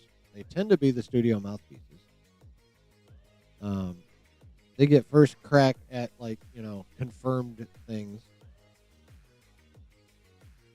They'll put out articles just to gauge fan reaction for the studios. Like they're very, very, very, very, very. They're not just in bed with the studios. They're bumping uglies with the studios. So it's not often you get them saying stuff like this. You can ask Gunn about who's writing the Brave and the Bold movie because we're not convinced there is one. Like, I can't emphasize how important it is that this is coming from one of the trades. That's crazy. So the question then becomes, does this mean they're no longer going to go the Damian Wayne route, period? Like, is that just no longer the case at all? Is Damian getting pushed back for a while? Completely shelved as an idea? Like, what's going to happen if there is no Brave and the Bold? How are they going to bring Batman in? And you have to bring Batman in somehow or other. He's part of the Trinity. Got to get Wonder Woman going. Allegedly, someone is writing it based on that interview from like a week or so ago now. Please don't tell me they're going to introduce Batman in Clayface. Honestly, I don't see how they could if they're only making Clayface for $40 million.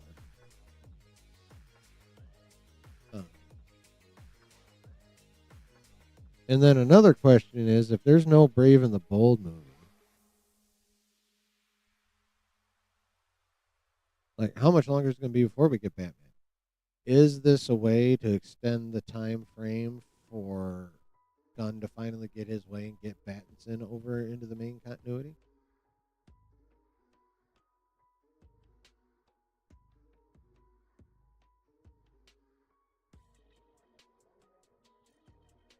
Is there a bit of a long game being played here? Like, what would it take for Reeves to finally capitulate and allow Pattinson to be the main DCU Batman? Like, what would it take?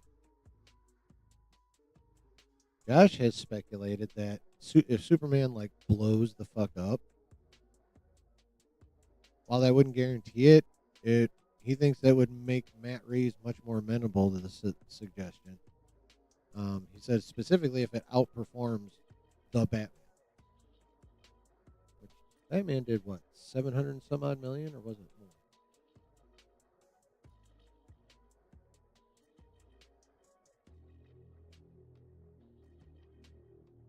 Yeah, 772. So, yeah, Superman pops off for like 8. Matt Reeves would at least have cause to consider allowing it. I guess is probably the best way to put it. Now, if it underperforms, Matt Reeves would be fully justified in being like, my movie did better than yours. Go get fucked. I'm not putting my guy in your universe and bringing him down.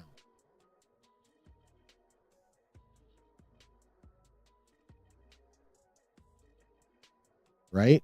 That makes sense, too. Do you not want Pattinson as new Batman? I wouldn't mind it. They'd have to change him up a bit, though.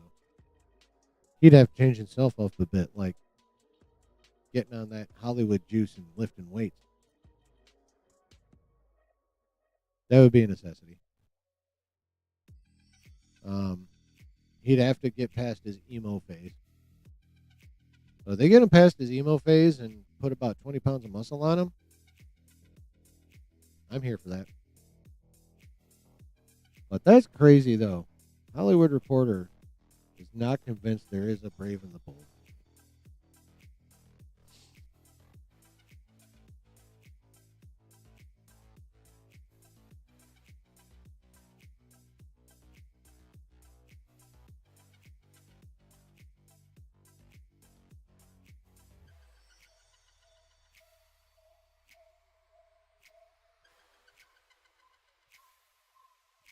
I need to get in Josh's Discord and see if that fucking teaser for the Odyssey is going on. That shit out. Check that shit out.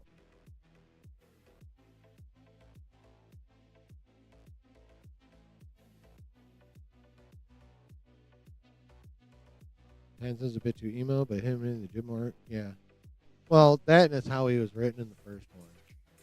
Like, if they write him a bit more down,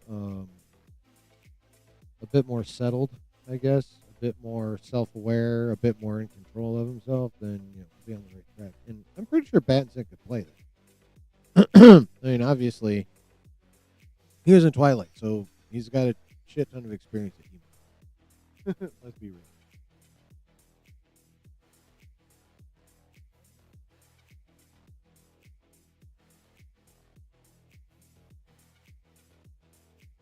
But, proper writing, they could make him much less emo and super dope.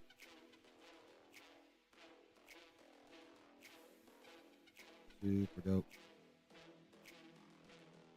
This is an interesting take. I saw this. This is just from Rando, but I saw the take and I thought it was cool.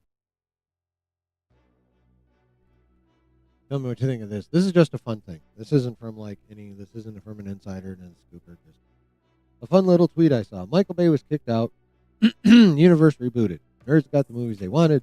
The movies flopped despite being peaked. Michael Bay returned. Okay, he's a Snyder bro. This is an omen for DC. Zack Snyder will return. It is inevitable. I just thought that one was fun. Gunn's gonna be around for a while. So whoever that dude is needs to probably settle down just a bit, but I just thought that was cool. I just thought that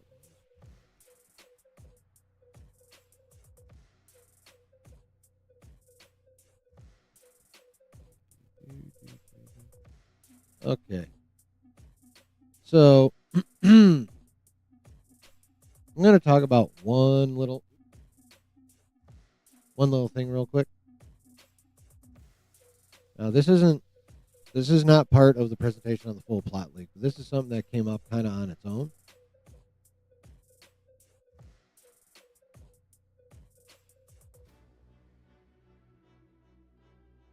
So there was a clip that came out, and a couple people, got some images from it. This is one of them.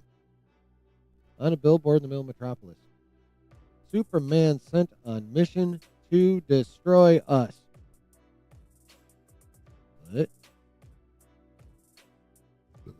Superman sent on mission to destroy us.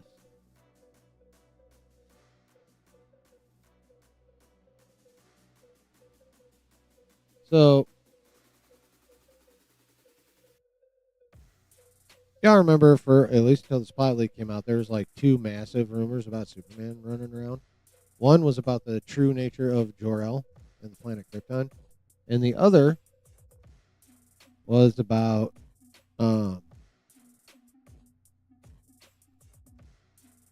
actually, this one really only pertains to one. So that's the big one. In a big old retcon, supposedly Jor-El and the Kryptonites were not benevolent. Supposedly they were like Viltrumites or Saiyans. They actually sent Kal-El here to conquer. Right, as one of the big rumors about the plot that's been around for a while. And then in the clip, we get this image.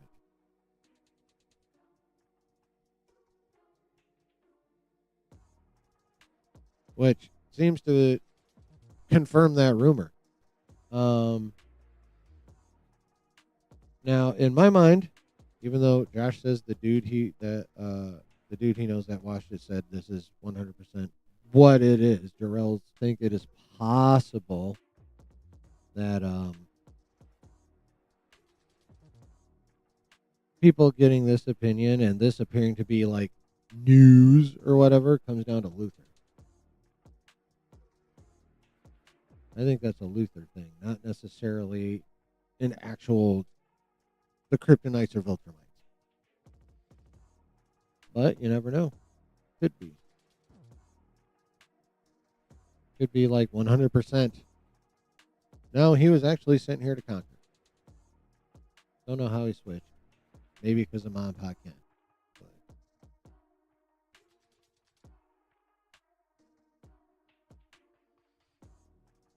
That one was kind of a fun one.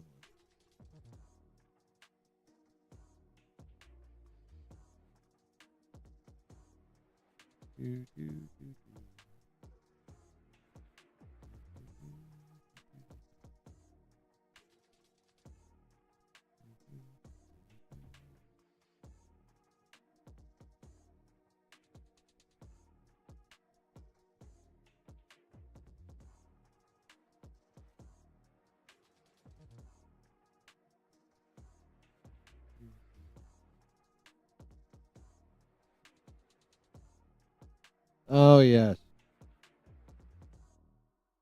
Here's one.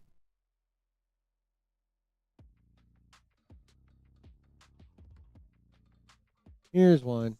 James Gunn says no one can tell Clark Kent is Superman because he wears hypno glasses. He pulled the idea from the comic. Now I'm going to share my thoughts on this little tidbit. Now, let's be real. Let's start off with a very valid thing. Okay. Who here among us does not want comic accuracy? Like, who here among us would say fuck comic accuracy? We want our live action shit to be pretty comic accurate, right? We don't want them to fuck around with the stuff we love, right? Like, who doesn't love who? Show me a nerd who doesn't love comic accuracy in their live action, or at least in their, moving pictures area of content.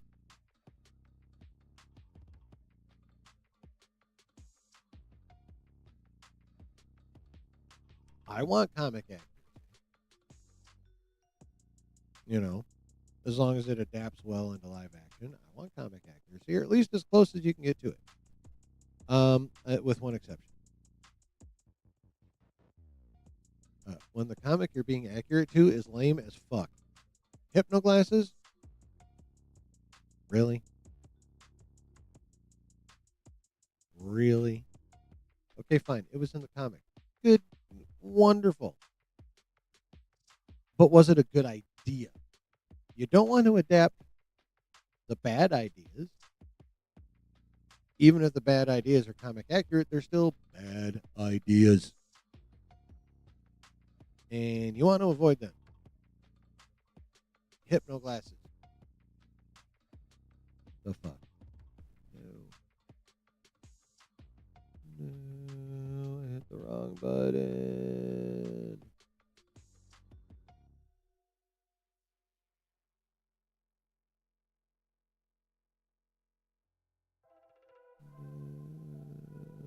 No. Damn it. Damn it. Damn it.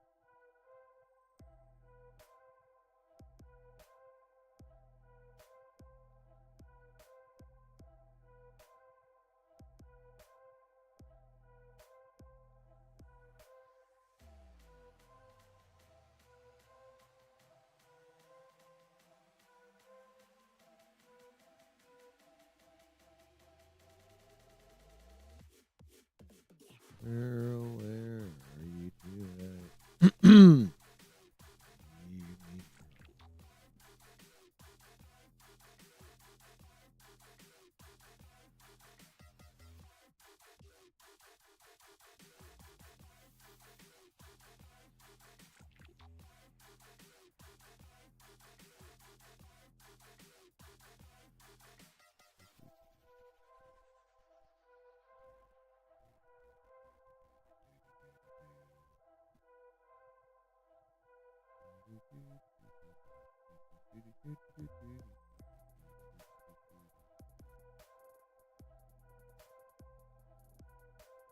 I had to go this far back, motherfucker. No. When you click the wrong thing.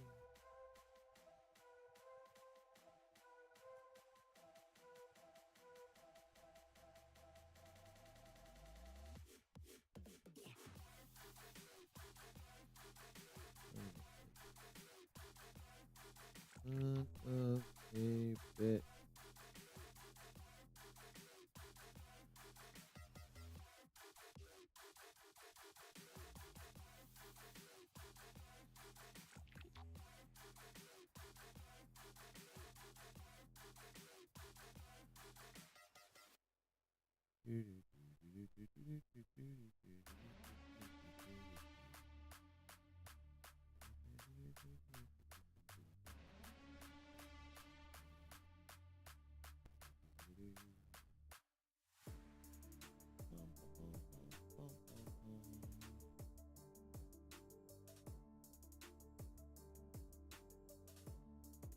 Okay, there we go. I found it.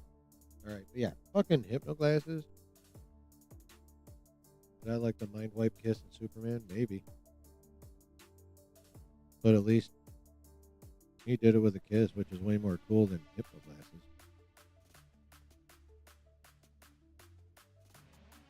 At least he got a little sugar. At least he got a little sugar.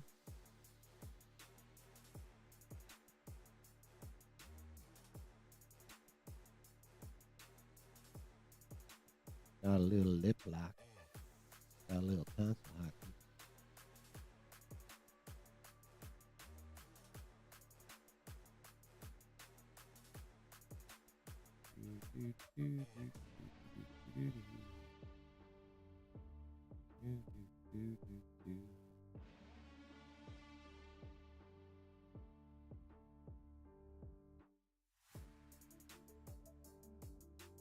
Oh yeah.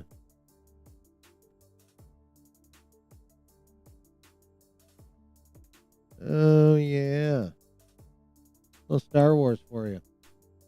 Obi-Wan Kenobi Season 2 is reportedly now in development at Lucasfilm.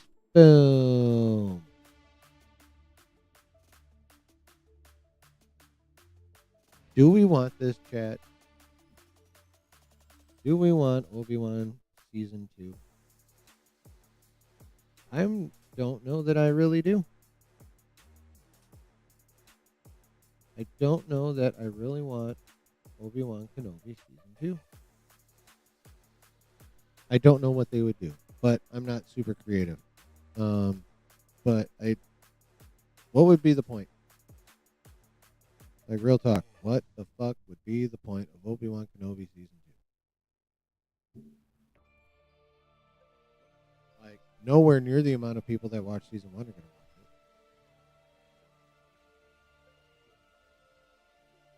it. At least not unless Star Wars puts out some bangers between now and whenever that show would come out.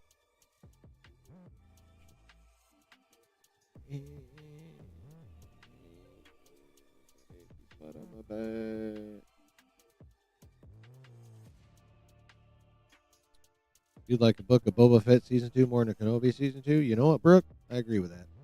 I would rather have a book of Boba Fett Season 2. Honestly, it's a lot easier to fix Boba Fett than it is Obi-Wan. You know? All you gotta do is just, make him ruthless instead of respectful, bring him back to that, and poof, Boba Fett. The way he should be. Give us the Boba that you showed us in The Mandalorian on Tython, I think it was. Was that when they were on Tython? When Boba got his armor back from Din. Yeah, you give me that Boba back, and then you can give me a Boba Fett Season 2 now.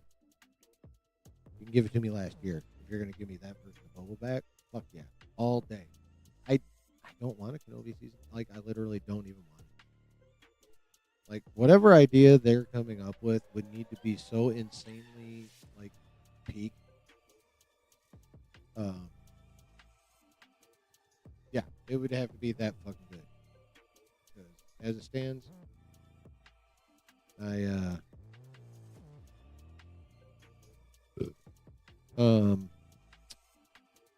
have no desire for an Obi-Wan Kenobi Season 2. Like, the idea would have to be that ridiculously good for me. Me personally to care. If the thought of Obi-Wan Season 2 excites y'all, whether you're here live or still watching on the replay, cool. I mean, good on you. I'm kind of jealous. Like, I don't have that positive a view on this show or Star Wars in general at this point. No, I'm not. I'm not as jaded as Justin is. I'm still gonna give, just like Marvel, even though they're in a downturn too. Also, I'm gonna give each individual product its own shot. If it sucks, okay, I will say it sucks. If it's good, I will say it's good. Like, overall, the first 3 episodes of Ironheart were solid. Not the best start, but episode 2 was stronger than 1, 3 was stronger than 2. 4, 5, and 6. I'm hoping for a continuation of that trend, culminating in a super dope finale. But y'all have seen, most of you. I have not, so I'll see how that goes. But yeah, I mean, I have no desire for an Obi-Wan Season 2. If they actually make it, and that's a big if, because remember, it said development. And I'm going to circle back to when we were talking about the 5 Transformers project in development. Development is by no means a guarantee of we're going to see that shit.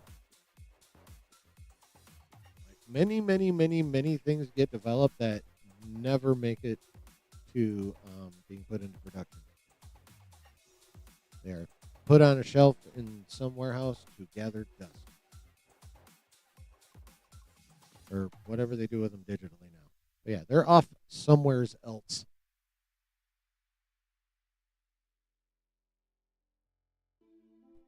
So, a lot of what I was talking about was that's assuming it gets past the development stage, or if it gets lost in development hell forever. But if it gets past the development stage, the idea better be insanely good. That's all I'm saying.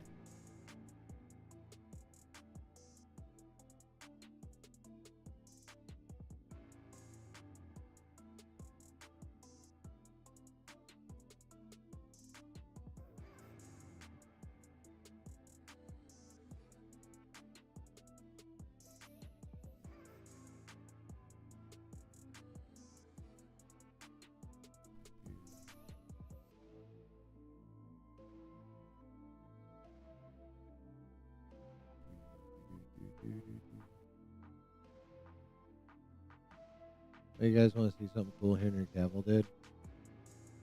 This is kind of fun. This young man here. This is Tom, and he's 7 years old. One day, he told his schoolmates that his uncle was Superman. The other kids made fun of him, and no one believed him. Then his mother made a call, and she asked her brother-in-law to take him to school one day. And Henry Cavill, of course, was delighted to do so. Bro. My uncle's Superman. Fuck you little shit. He's not. Your uncle's not Superman. One day later. Hey guys, it's me Uncle Henry Cavill.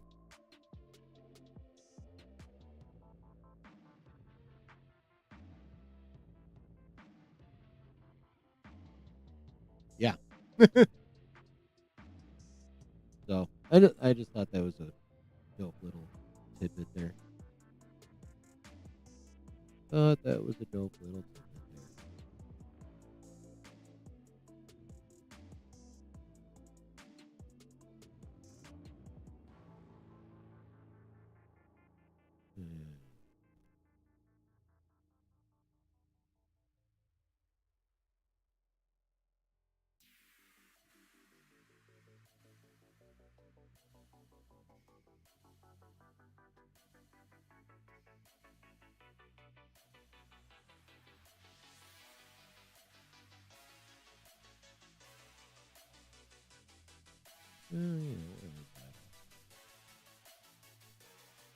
Speaking of July.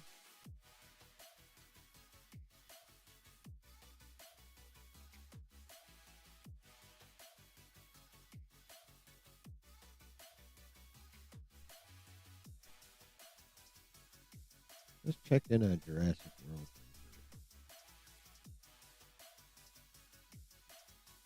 Okay. Here's how Rebirth's doing on the Rotten Tomatoes. Got 180 critic reviews, and it's a splat.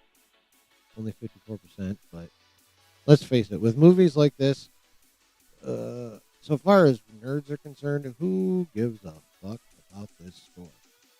We only care what our peers think. We only care about this score. And this score, with over 1,000 verified ratings, it is only 75%. If we were still in school, that'd be a C.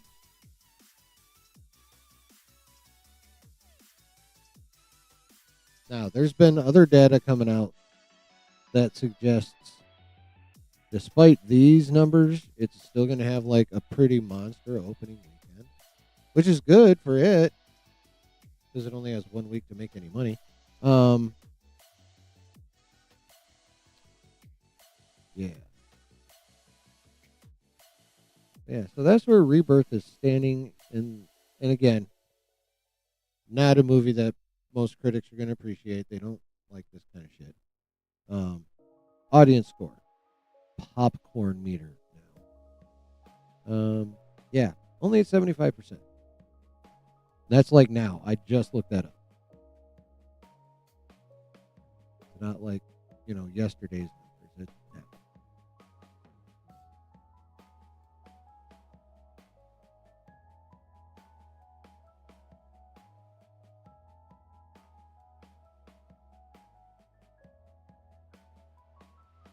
Anyone in the chat have arachnophobia?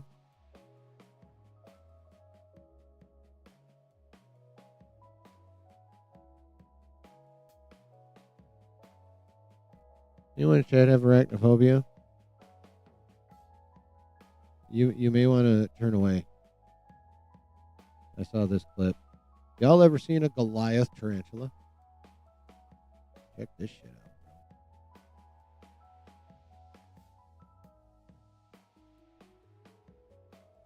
Oh, hey, look, there's the Goliath tarantula.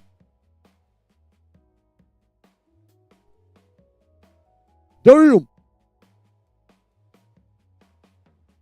That's a big motherfucking spider. And by the way, nerddom extends to biology. Just so you know.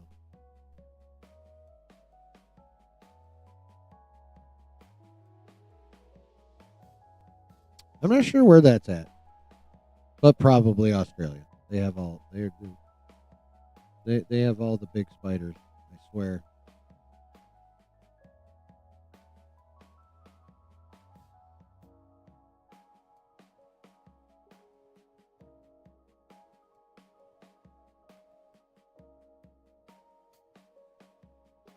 Oh yeah. Lost a legend in the realm of comic books on Monday.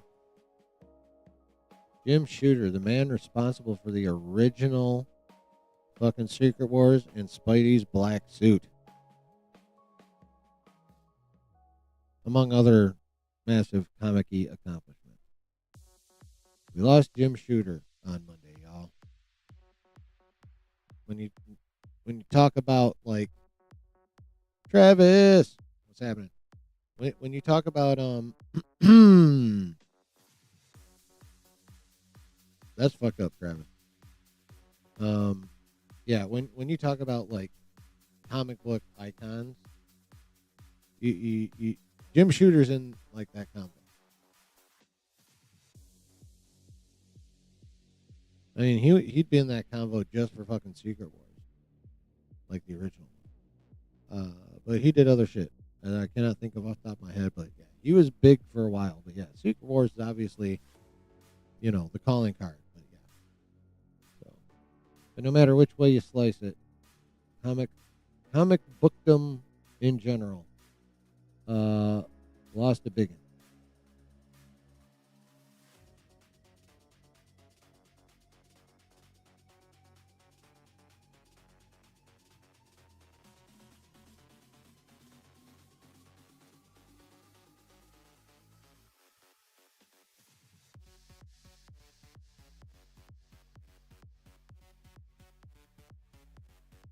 Oh, yeah. Did y'all see the teaser for Eyes of Wakanda?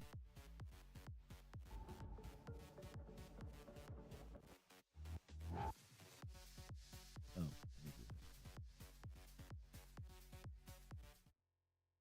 y'all see the teaser for Eyes of Wakanda? Oops. Whoa, man. Whoa.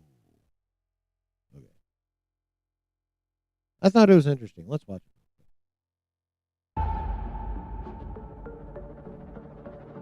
Wakanda is a kingdom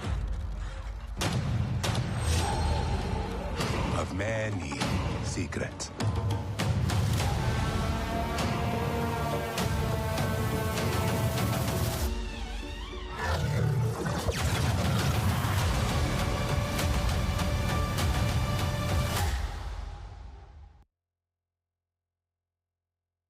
Had you guys seen that yet? What do you think of that? Obviously, not a whole hell of a lot to it. It's mostly, I think, just to give us an idea of, the visual style, animation style, what that's going to look like. And, inferences we can make about time period based on costume and shit. So, I think it looks cool. Like, I like the animation. I like the visual style. They got some, pretty cool shots just in this teaser. Some with scope, some close up. I think it looks cool. I actually like the historical aspect of it. I know a lot of people are like, just give us fucking T'Challa, and I'm not arguing. I'm not arguing with them at all. But I, and again, this is probably a lot me, So I understand if people are just like, I don't fucking care. But this has come up a few times before with me, chat. But I'm going to remind you anyway, I love period pieces. And this shit is like through history. So I'm fucking down. I think it looks good. I like the premise. I'm going to be watching this shit. Releases August 27th.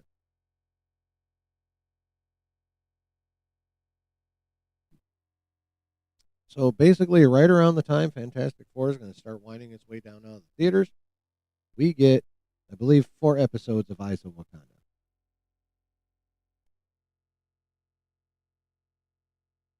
And if it's only 4 episodes and like the usual 22 to 27 minute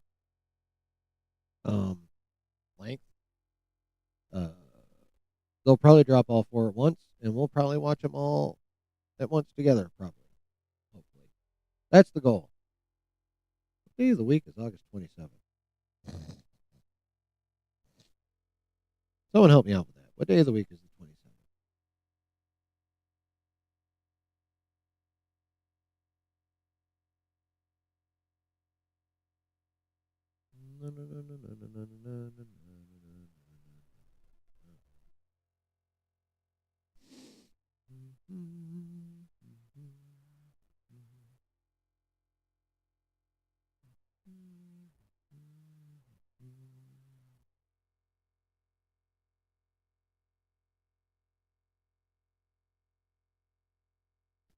Oh, yeah.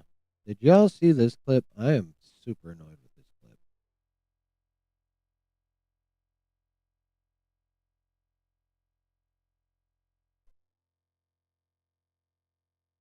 Did I see the trailer for The Running Man? Yes. Looks very interesting, faithful to the book.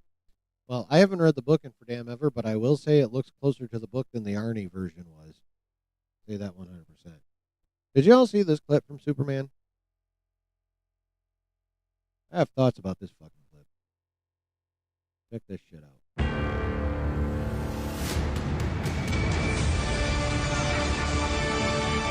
So I guess you decided to help. Hell yeah.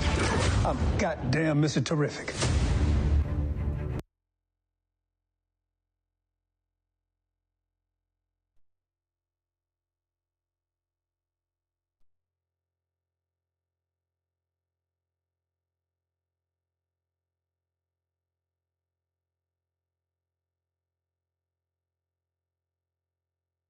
What am I thinking right now, chat?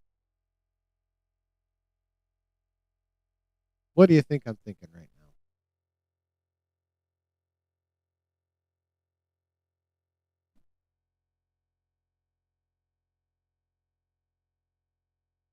now? Oh, do you want it again? We can play it again.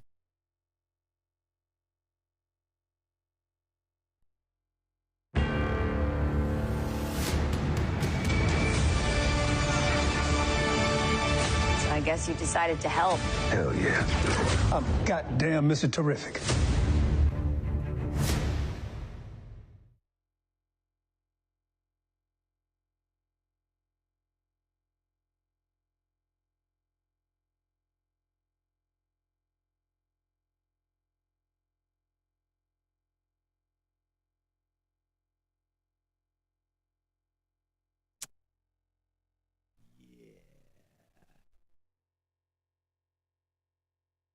Yeah, I don't find it funny.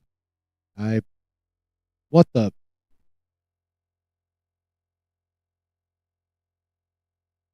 Oh, this is exactly the type of stupid shit that Gunn will put into his movies that 100% does not fucking belong in a Superman movie. Sweet baby Jesus. What the actual fuck?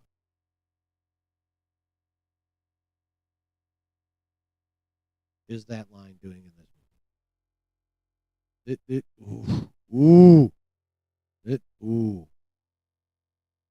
Sorry, gun glazers. Fuck that. No. Oh, I don't like that. I do not like that clip. I'm not. One of the best examples of the concerns I've had with this movie since James Gunn announced that he's fucking writing. I'm just gonna. I'm not gonna blather on because I'm just gonna repeat myself. I'm just gonna be like, "What the fuck? God damn it, James! Stop it! Going forward, just stop it."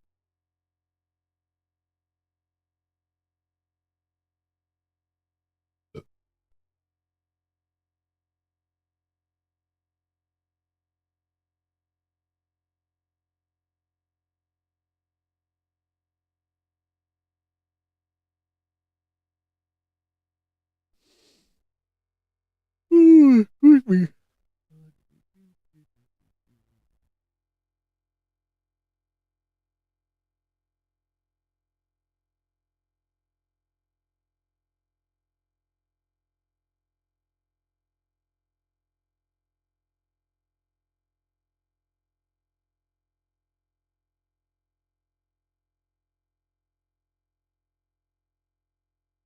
At least Gunn won't have Lex making a kryptonite strap-on for Lois to use on Clark for their honeymoon. Only because he's probably not allowed to by Warner Brothers. He probably would if he thought he could get away with it.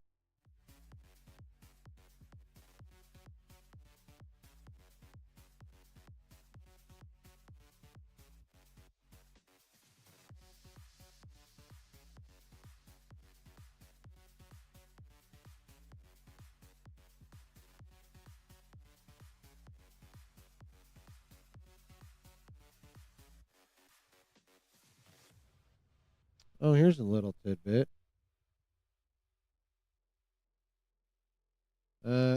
Marvel took a bit of a loss on this one. I think they're losing a good one. Jack Schaefer of WandaVision and Agatha All Along fame has signed a deal with Amazon MGM Studios. He is now in talks to become the showrunner of Fourth Wing, whatever the fuck that is. Oh, it's got a dragon. It's got dragons. I don't know what it is, but it's got dragons, so I'm already interested. But yeah, Jack Schaefer of WandaVision and the surprisingly good Agatha All Along show. She gone. She at Amazon now. That's a bummer. Because I really liked Agatha. That show was surprisingly really fucking good.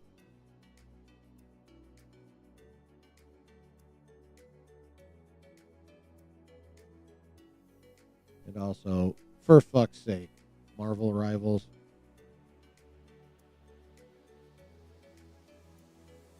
Fuck's sake, Marvel Rivals.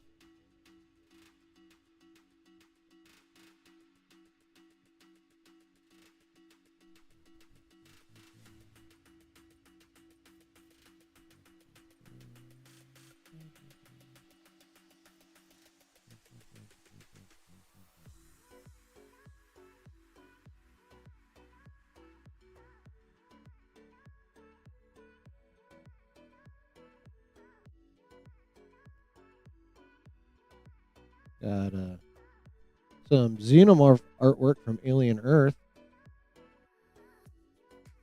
Face is interesting. Almost a little, like, you don't really see the eyes on the original.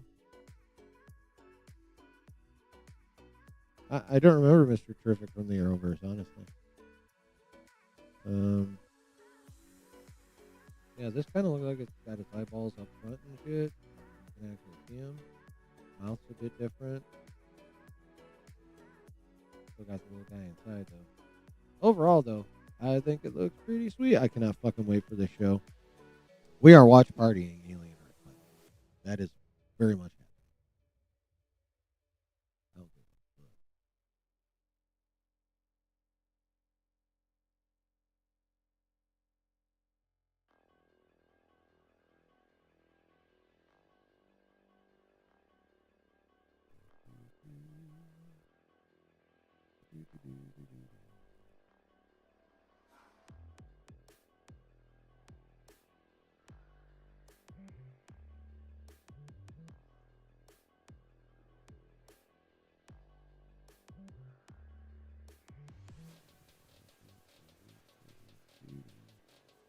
Oh yeah.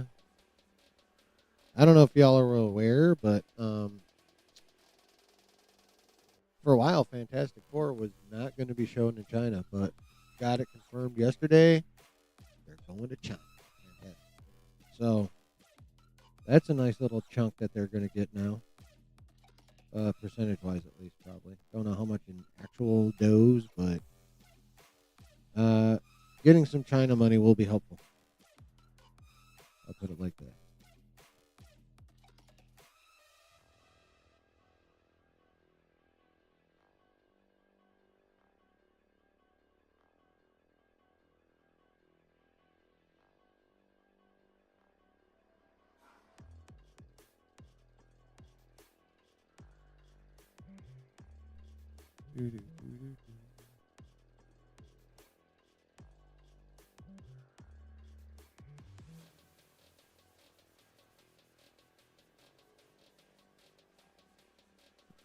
There's already a rumor that there's going to be a sequel to Rebirth. What the fuck?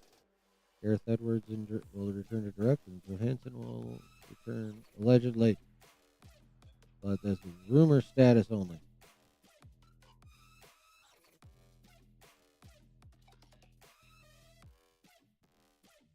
Rumor status only.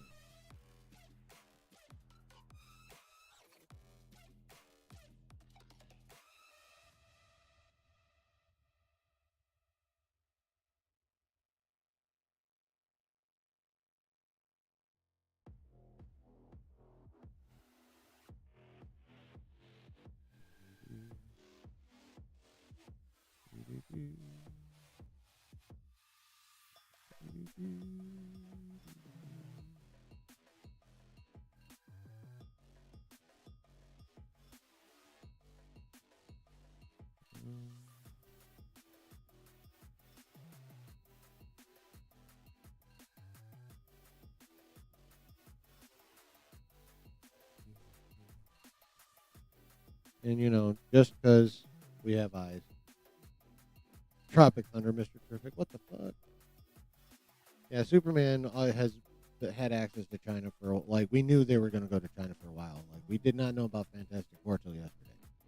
And just because ScarJo. That's what this is. Just because ScarJo. Just because ScarJo.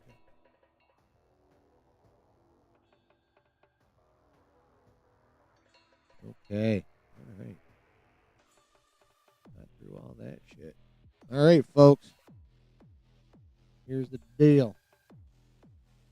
Here is the deal. I'm going to go take a tinky. And then go drain the main vein. And then we're getting into the big one. The full Superman. I'll be right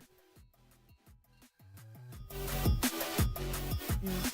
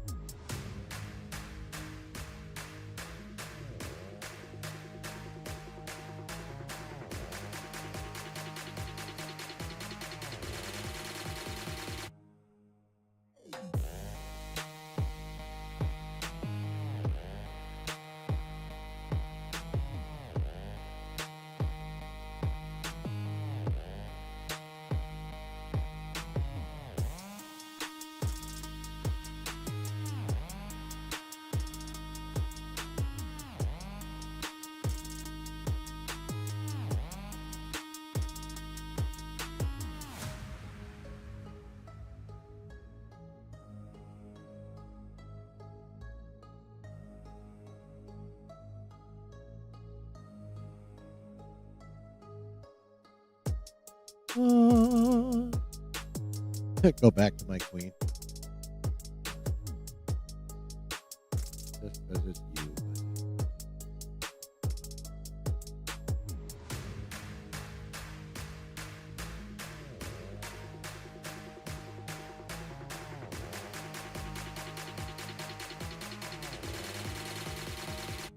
There you go.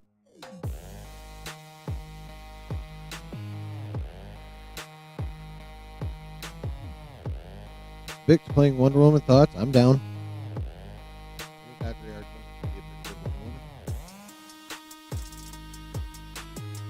She looks pretty good, and even more importantly, she can actually act.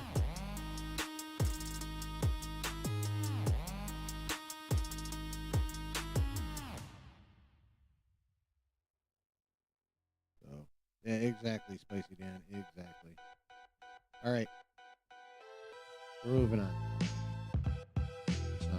I hope y'all were quick finishers. What the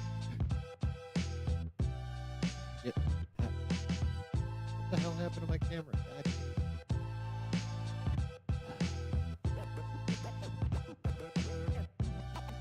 There we go. Okay, cool. Anywho, it's time for the main event. Time for the main event, folks.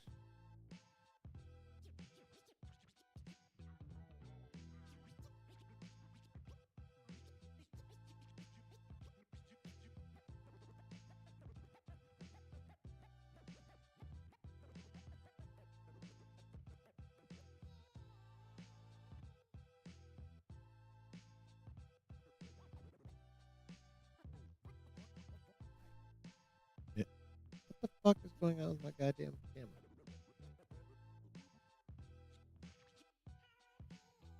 Are we working? Are we going to stay working? You motherfucker.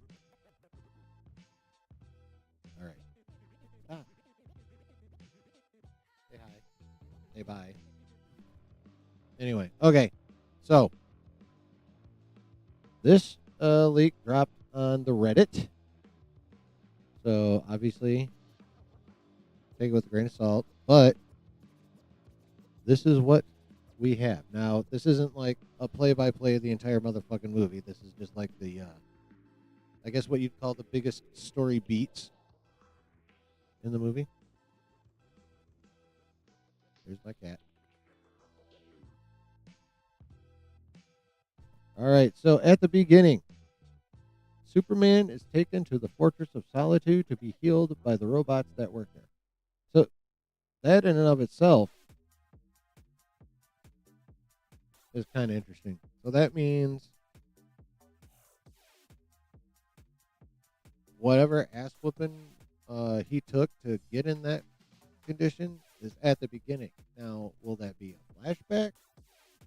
Or will that just be like, how'd this shit start? That's kind of a weird way to start, in my opinion, but, I mean, confirmed by, well, all this is interesting.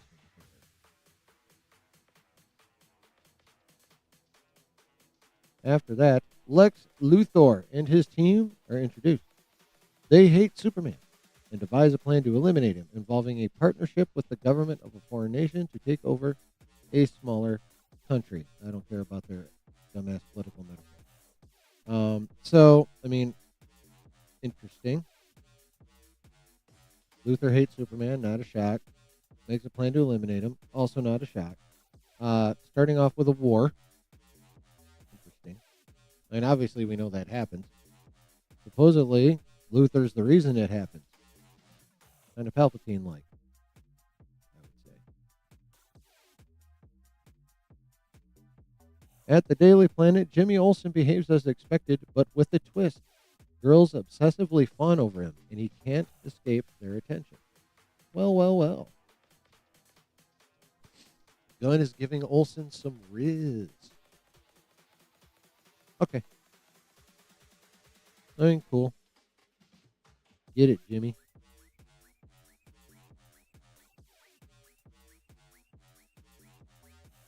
All right. In her living room, Lois complains about Clark always interviewing Superman. That actually got brought up in one of the more lame clips. She playfully turns on her microphone to record him, starting as a cute game, but devolving into a long domestic argument about foreign policy and Superman's involvement. I mean, nothing like super surprising to this point. You know, I mean, a lot of this is coming from the trailers. I mean, Lex being the one behind the war, that's you know, that's a new little detail. Not super surprising, but that's a new little detail. Jimmy Olsen having a butt ton of Riz. I mean, that's just new in general, unless I can't remember his name, Brennan. Some dude I never fucking heard of, which is why I can't remember. So that's kind of new. I mean, we basically already knew about this this was like one of the bigger teasers, this scene. Obviously, there's going to be much more to it in the movie, but no big surprises there yet. Lex Luthor releases monsters into the city to fight Superman, who defeats them. The Justice Gang appears and helps in the fight. They're basically the Guardians of the Galaxy. Okay. Did it do it? It did it again. Do I need to do the whole unplug and replug thing? I may need to do the whole unplug. We're going to try it one more time. Okay. So yeah, this, I hate Justice Gang. I fucking hate that. Justice Gang is so stupid and so gun. It's annoying as shit. Basically, the Guardians of the Galaxy. I hope that's just a reference to like the overall team dynamic rather than like the level of goofball they're going to be engaging in.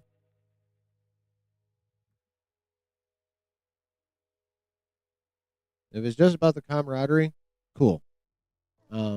If it's about the goofball, god damn it. No. No. And just the Justice Gang. So stupid.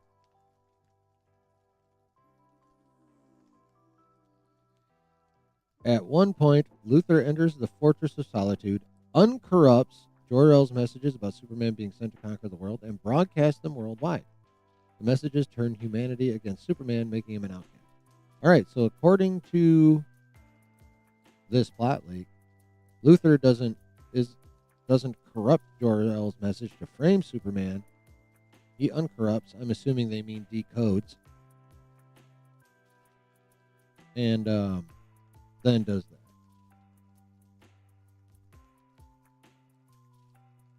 Now, hopefully, they're just going to be using the messages, and we haven't heard shit. Okay, I'm going to have to unplug again. All right, you guys give me a minute while I fucking... Ugh. Sorry.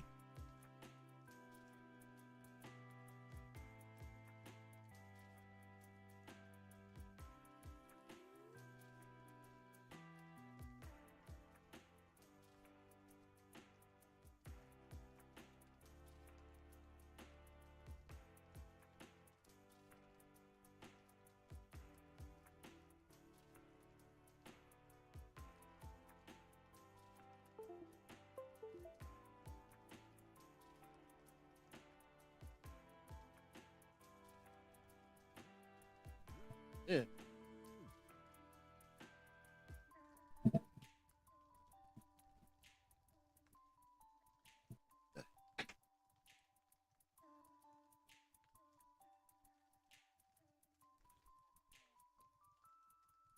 Okay. Hopefully that fucking stays on. I tell you. What the hell? All right. Anyway, so according to this, Jor-El is going to be Viltrumite-like. And I've said it before, and I'll say it again. I do not like that. I'm not a fan of them changing Jor-El and making him fucking Omni-Man or a Saiyan. I don't fucking like it. I don't like it. Not cool. All right. Superman, shunned by the world, returns to his human family. Okay, well, that makes sense. This scene, the one that ends with Ma Kent being like, I'll get your boots. Makes sense. I mean, who doesn't want like, when everything's against them, who the fuck doesn't want to go, like, to a place they consider a safe place? In his case, it'd be with Ma and Pa Kent,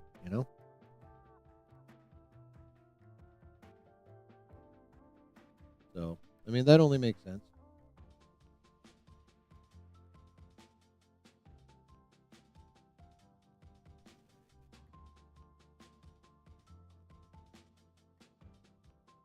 Lex Luthor has access to a pocket universe where he traps people he hates, including ex-girlfriends. Well, that's fucking petty.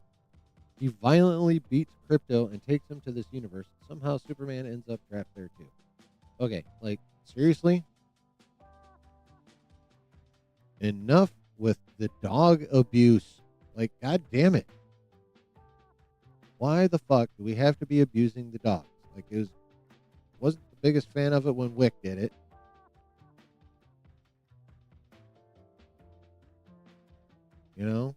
Not the biggest fan. There's other, like, I'm just tired of dog violence. Like, real talk. Why do we have to beat dogs? Why do we have to kill dogs? What the? Oh, the fuck, James Gunn.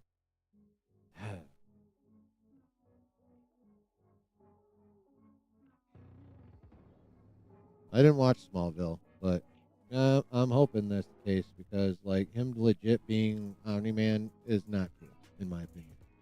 Beating this version of Crypto, not cool. I'm not happy about that. Lois and the Justice Gang, Jesus fucking Christ, discover Superman's location in the Pocket Universe through Jimmy, who had been secretly sexting Luthor's girlfriend. That'd be Ms. Tessmacher right here. She's obsessed with Superman, and her provocative photos unintentionally reveal confidential data.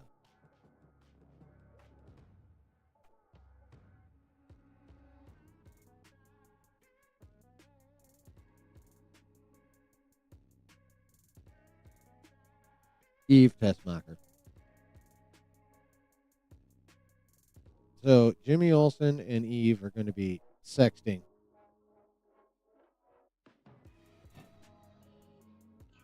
And she's going to send him a naughty that is going to conveniently have in the background data that will allow that Jimmy will give to Lois and presumably the Justice Gang. The means to be able to find the pocket dimension and therefore Superman. But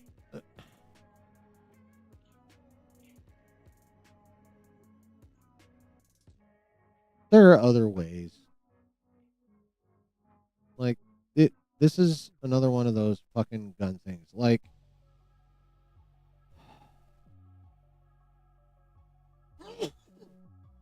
excuse me. Like, what? Sexting, really? Like, really?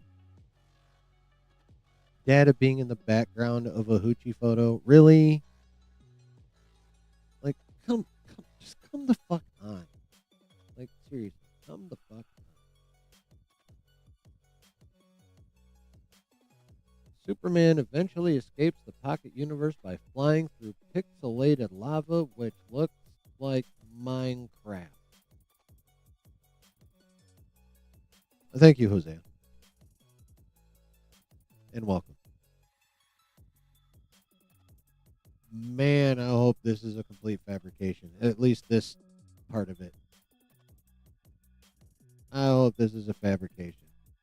Flying through highly pixelated lava, which looks like Minecraft, to get out of the pocket universe. Pixelated fucking lava that looks like what are we doing? Like, what the actual fuck are we doing here? Pixelated lava that looks like Minecraft.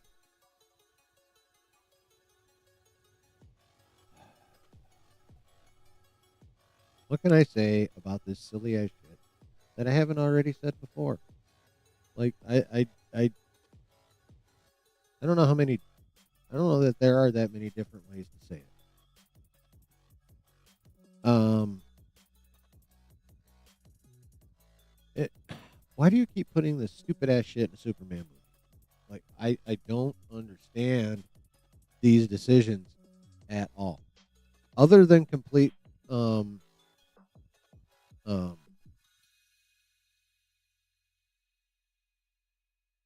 other than it being a complete ego stroke.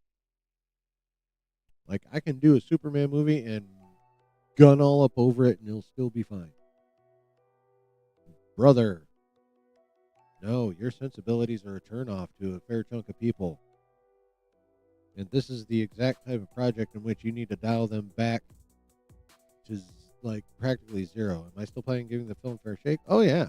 I'm not taking these as truth by any stretch. But I am going over them and I'm reacting to them as if they were truth while desperately hoping they're not.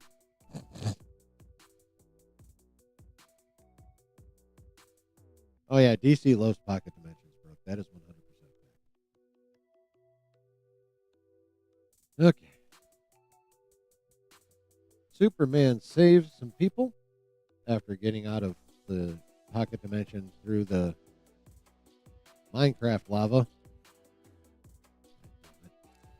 Superman saves some people and fights the foreign army, earning forgiveness from others. Now, see, after that one trailer where with the apartment scene with Lois interviewing Clark and him catching a lot of flack, we all thought it was because of this. We thought this and that scene were related. If the order of this shit is correct, well, actually, you know what? I think I'm being deceived by the images. Maybe we have that same foreign army twice. Maybe that's what it is. But anyway, save some people, fight the foreign army, earning forgiveness from others.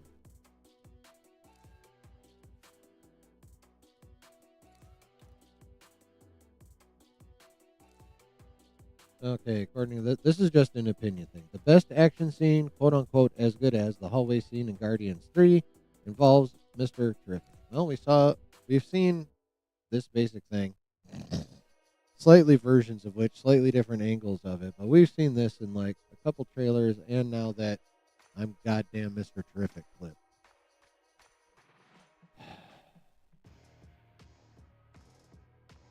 But okay, cool. I mean, I am. Who isn't down for a well filmed, well choreographed, dope ass action scene? I know I'm always down for one of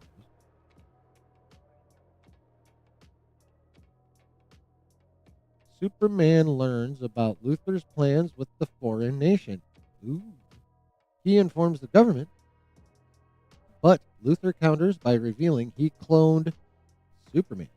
A fight ensues between Superman and his clone, who shares his DNA and could access the Fortress of Solitude. That would be Ultraman here. Would be this clone.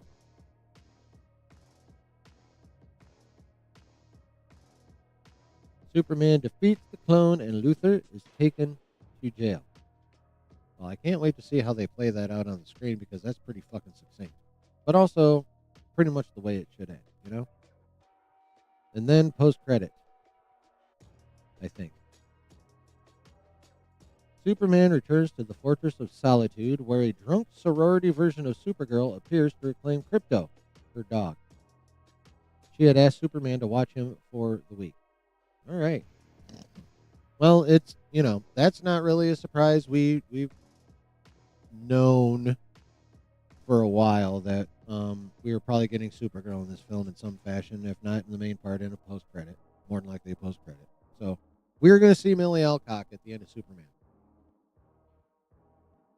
There to retrieve Krypto, who's her dog. Which also means we're probably going to get more Krypto in the Supergirl movie. Unless that happens before this, chronologically. Who the fuck knows? But I think we can safely say we're going to see a fair chunk of Krypto. Oh, yeah. 100% Spicy Dan. 100%. But yeah, so looks like we're gonna get more crypto. Looks like James Gunn is trying to turn crypto into his version of Grogu.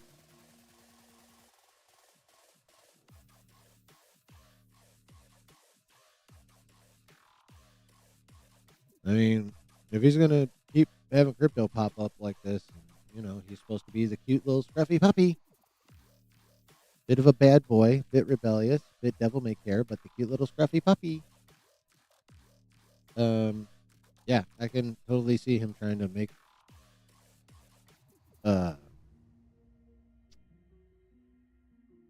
crypto the Grogu of the DCU.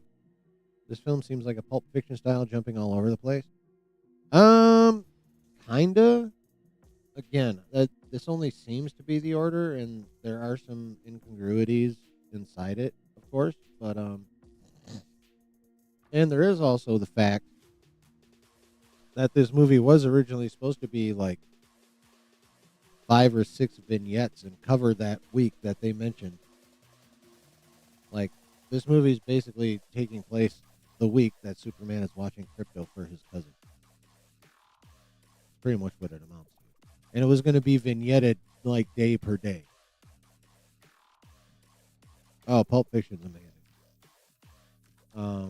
That was the original style. They decided to get rid of that and kind of restitched it together as you know, the normal plot motion of a movie. You know, straight from beginning to end, no little breaks or whatever.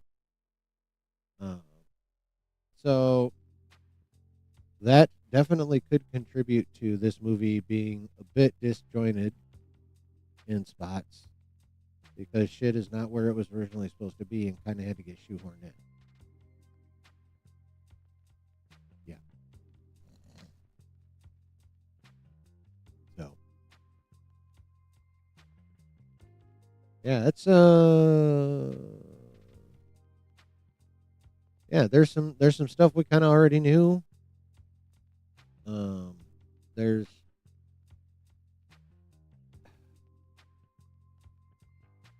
There's some seriously gun stuff. Now, we've heard reports that Warner Brothers made him chop about 20 minutes off the movie. He, of course, did it. Warner Brothers made him take out a lot of jokes. He, of course, did.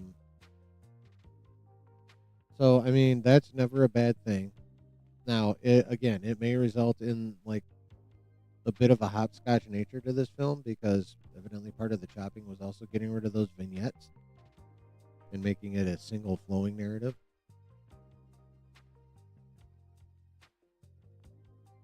So that interference could both have been a help in terms of cutting way down on Gunn's humor, but also a hindrance in terms of having to rearrange shit, because they changed the basic style of presentation from vignette to straight through narrative.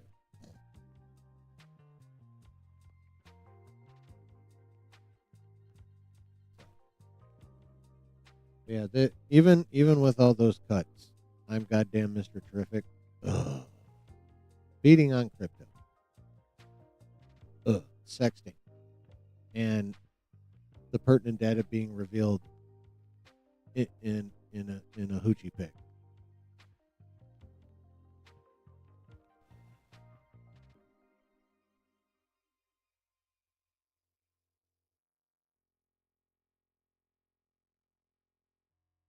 Yeah, that is part of what's a little confusing about this shit, Brennan. You're absolutely right. Yeah, there's some serious gun shit in there that like got me.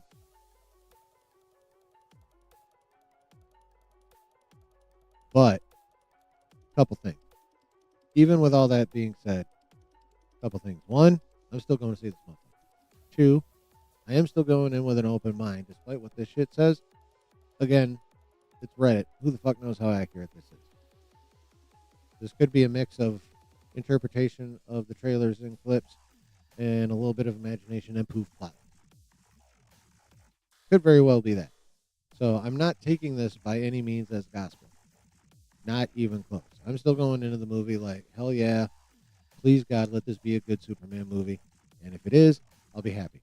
If the rest of it's good enough to overshadow what gunnism is still in the movie, and film will go, but by the time the movie's over, go, that was a good fucking movie. I don't care about that shit anymore. I'll be happy. So yeah, I'm going in open minded. I'm going in going to give it a fair shake. But if I consider there to be too much gun, you guys already know why I react. Yep. And speaking of which, one more thing about the Superman movie. I love my wife so much. I was asking her, because it's July now. I'm like, cause neither of us give a shit about Jurassic World. I asked her, I'm like, what's your interest level in Superman and Fantastic Four? She's like, fuck Superman. That is not crypto. That's not my crypto. I don't care. I'm not going to see Superman. I'm like, okay. She's like, I am interested in Fantastic Four. Bet. But yeah, she, that was her immediate reaction when Gunn first debuted an image of crypto. She's like, that's not fucking crypto. The fuck is that scruffy thing? She wants the lab or the bull terrier looking one. She don't like the scruffy motherfucker, and she just based on crypto. She's like, that's not my crypto. And I don't blame her. But I love my wife so much. She's 98% normie, but she does have certain standards about certain nerdy things, and evidently crypto's pretty close to the top of that fucking list. And I love it. It's fucking amazing. So, but yeah, no matter what these leaks say, I'm not taking them as gospel. I'm going into this movie open-minded in a couple weeks. Or next week, actually. Realize that guy Superman's next week. Jurassic World's so fucked.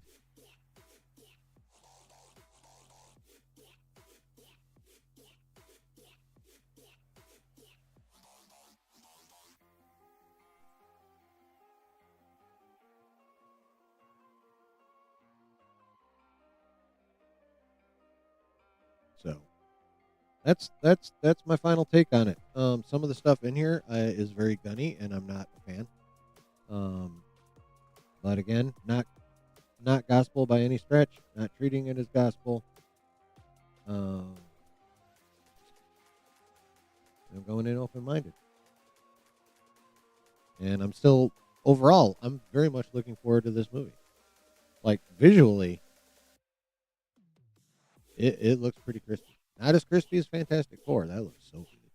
But visually it looks good. The action looks really good. I'm down for that. The teeth bouncing off the camera, that's a gun thing. But overall, action looks really dope. The acting looks pretty all right. Some I think are going to be better than others when it's all. Well, that's the way it goes. But yeah. So we'll see how the actual acting over the course of the movie turns out. But yeah, I'm legit looking forward to this movie. I have my concerns. I have my concerns about Fantastic Four. Nowhere near as many. But yeah, I'm still looking forward to it. I'm still gonna go see that motherfucker. And I'm hoping I'm going to be going in hoping these leaks are at least somewhat inaccurate. You know what I'm saying? What do you guys think, though? What are your thoughts on what this person says the plot of Superman is? At least what this person says are the main story beats of the movie, I should say.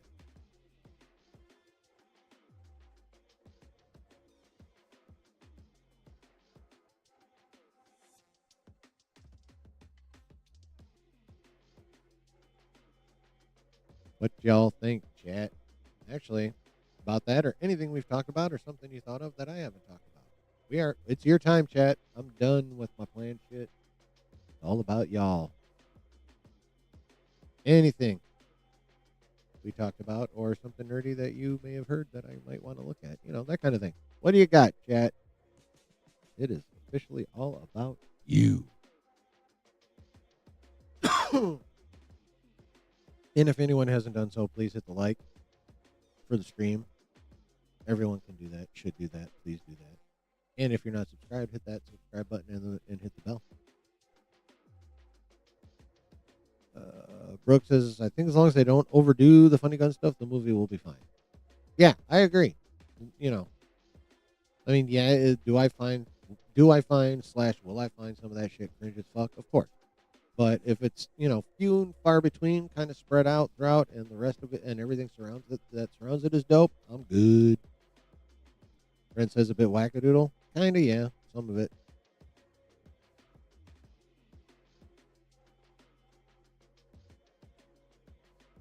Some of it, yeah.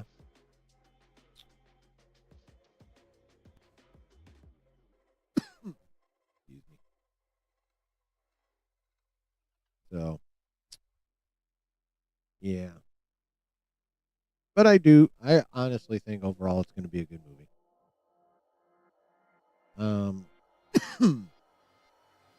I still think the box office race between it and Fantastic Four is too close to call.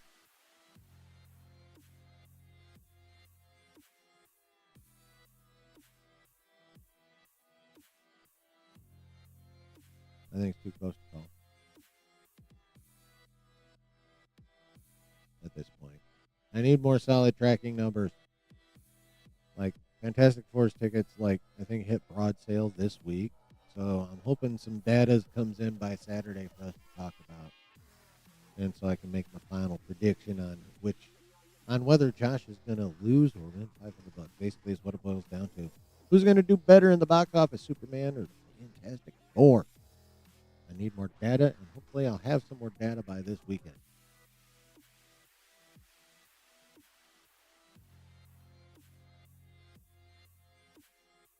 Yeah. Yeah.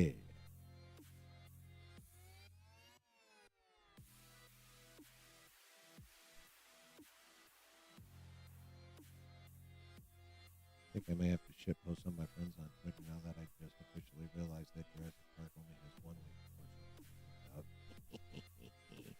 There are a couple people I know that are like, Jurassic World is going to, destroy everybody. You're out of your motherfucker. And, bruh. Jurassic Park is going to, in 1 week, Jurassic Park is going to have a big old Kryptonian asteroid smash all over it for Jurassic World. And just like the last time an asteroid hit, bye-bye dinos.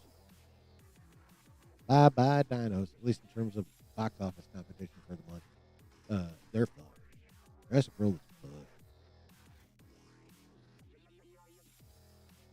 Now, mind you, I am not saying it's a bad movie. I haven't seen it. I have no comment on the quality of Jurassic World. I'm just telling you, the timing of its competition is going to fuck its box office. There's just literally no way around it. Despite the self-delusion of some people I know.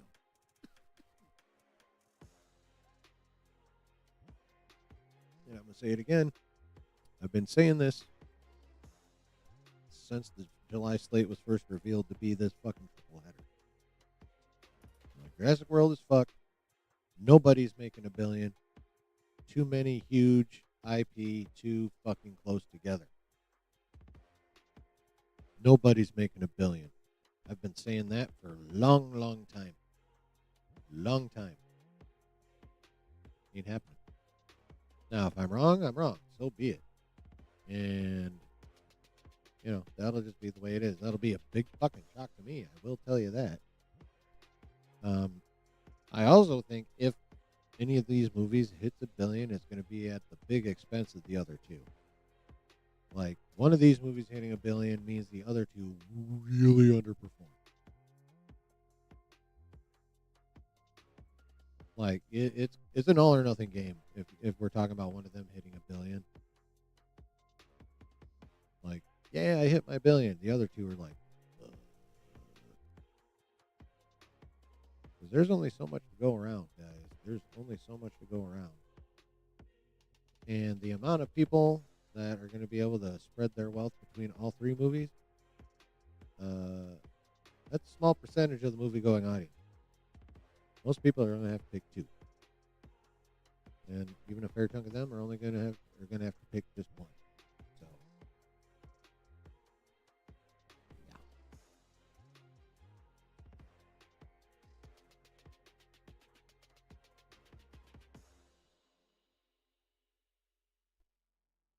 Anything else, Chad? If not, I'm going to get the fuck on out of here because I do still have to work tomorrow.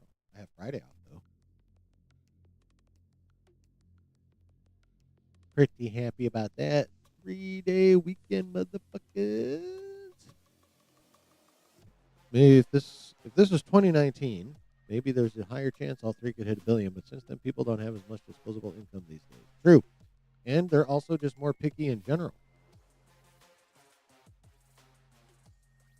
Like even people that like are cinephiles and go to the movies all the time, even they're being more picky.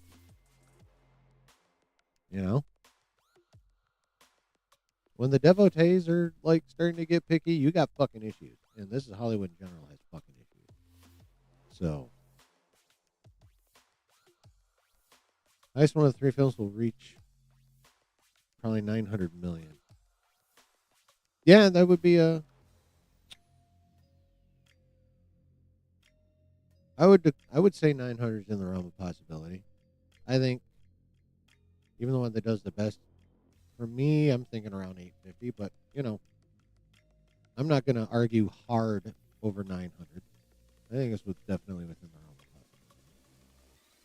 Friday's 4th of July, so happy early Independence Day. You too, bro.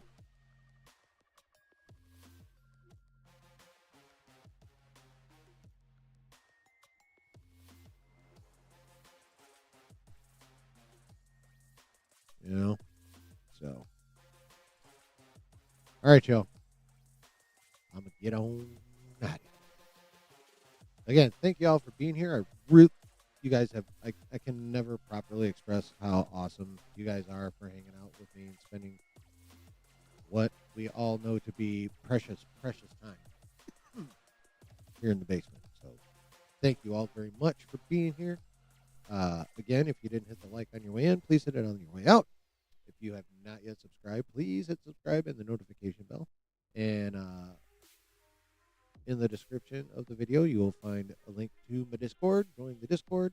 I always put a notification there whenever I stream. And frankly, Discord notifications are much more reliable than YouTube. So,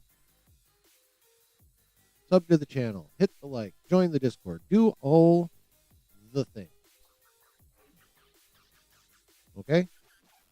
And then we will see you Saturday night. Now, used to be 9, but now I'm not, again, thank you, Brooke. I'm not starting until 10 Eastern, starting this Saturday.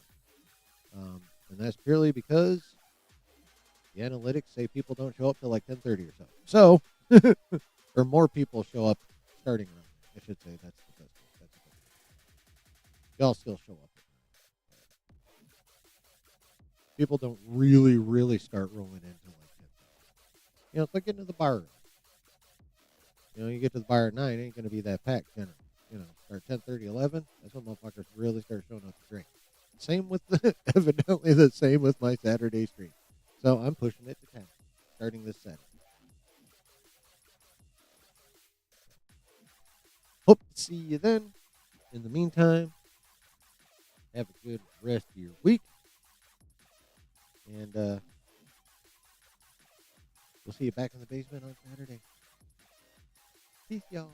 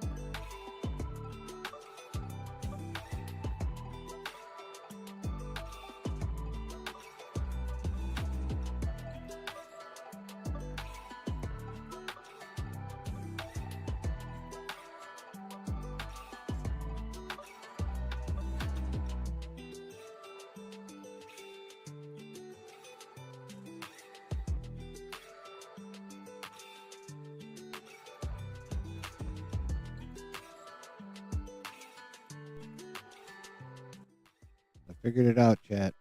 The crowns isn't the order that you arrived in, because I've watched the numbers shift between people.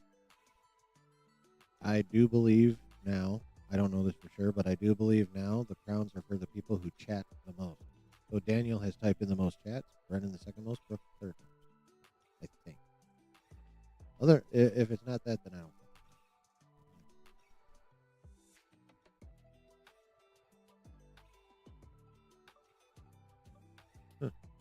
Yeah, I don't know. Oh, you're the top 3 in experience. You all have 225 XP. I don't know what the fuck good that does here or why it's a thing, but there we go. Anyway. Again, many, many thanks for your time and your willingness to hang out here. Please come back Saturday at 10 p.m. Eastern. I'm pretty sure we'll have a pretty good stream again. I think tonight's was pretty good. I hope you think so. So, just do me this thing. Wherever you, whoever you're with, wherever you're at, I'm saying it all wrong. And I have to cough. Wherever you are, and whoever you're with, always keep it dirty. Much love, everyone. Thanks for being here.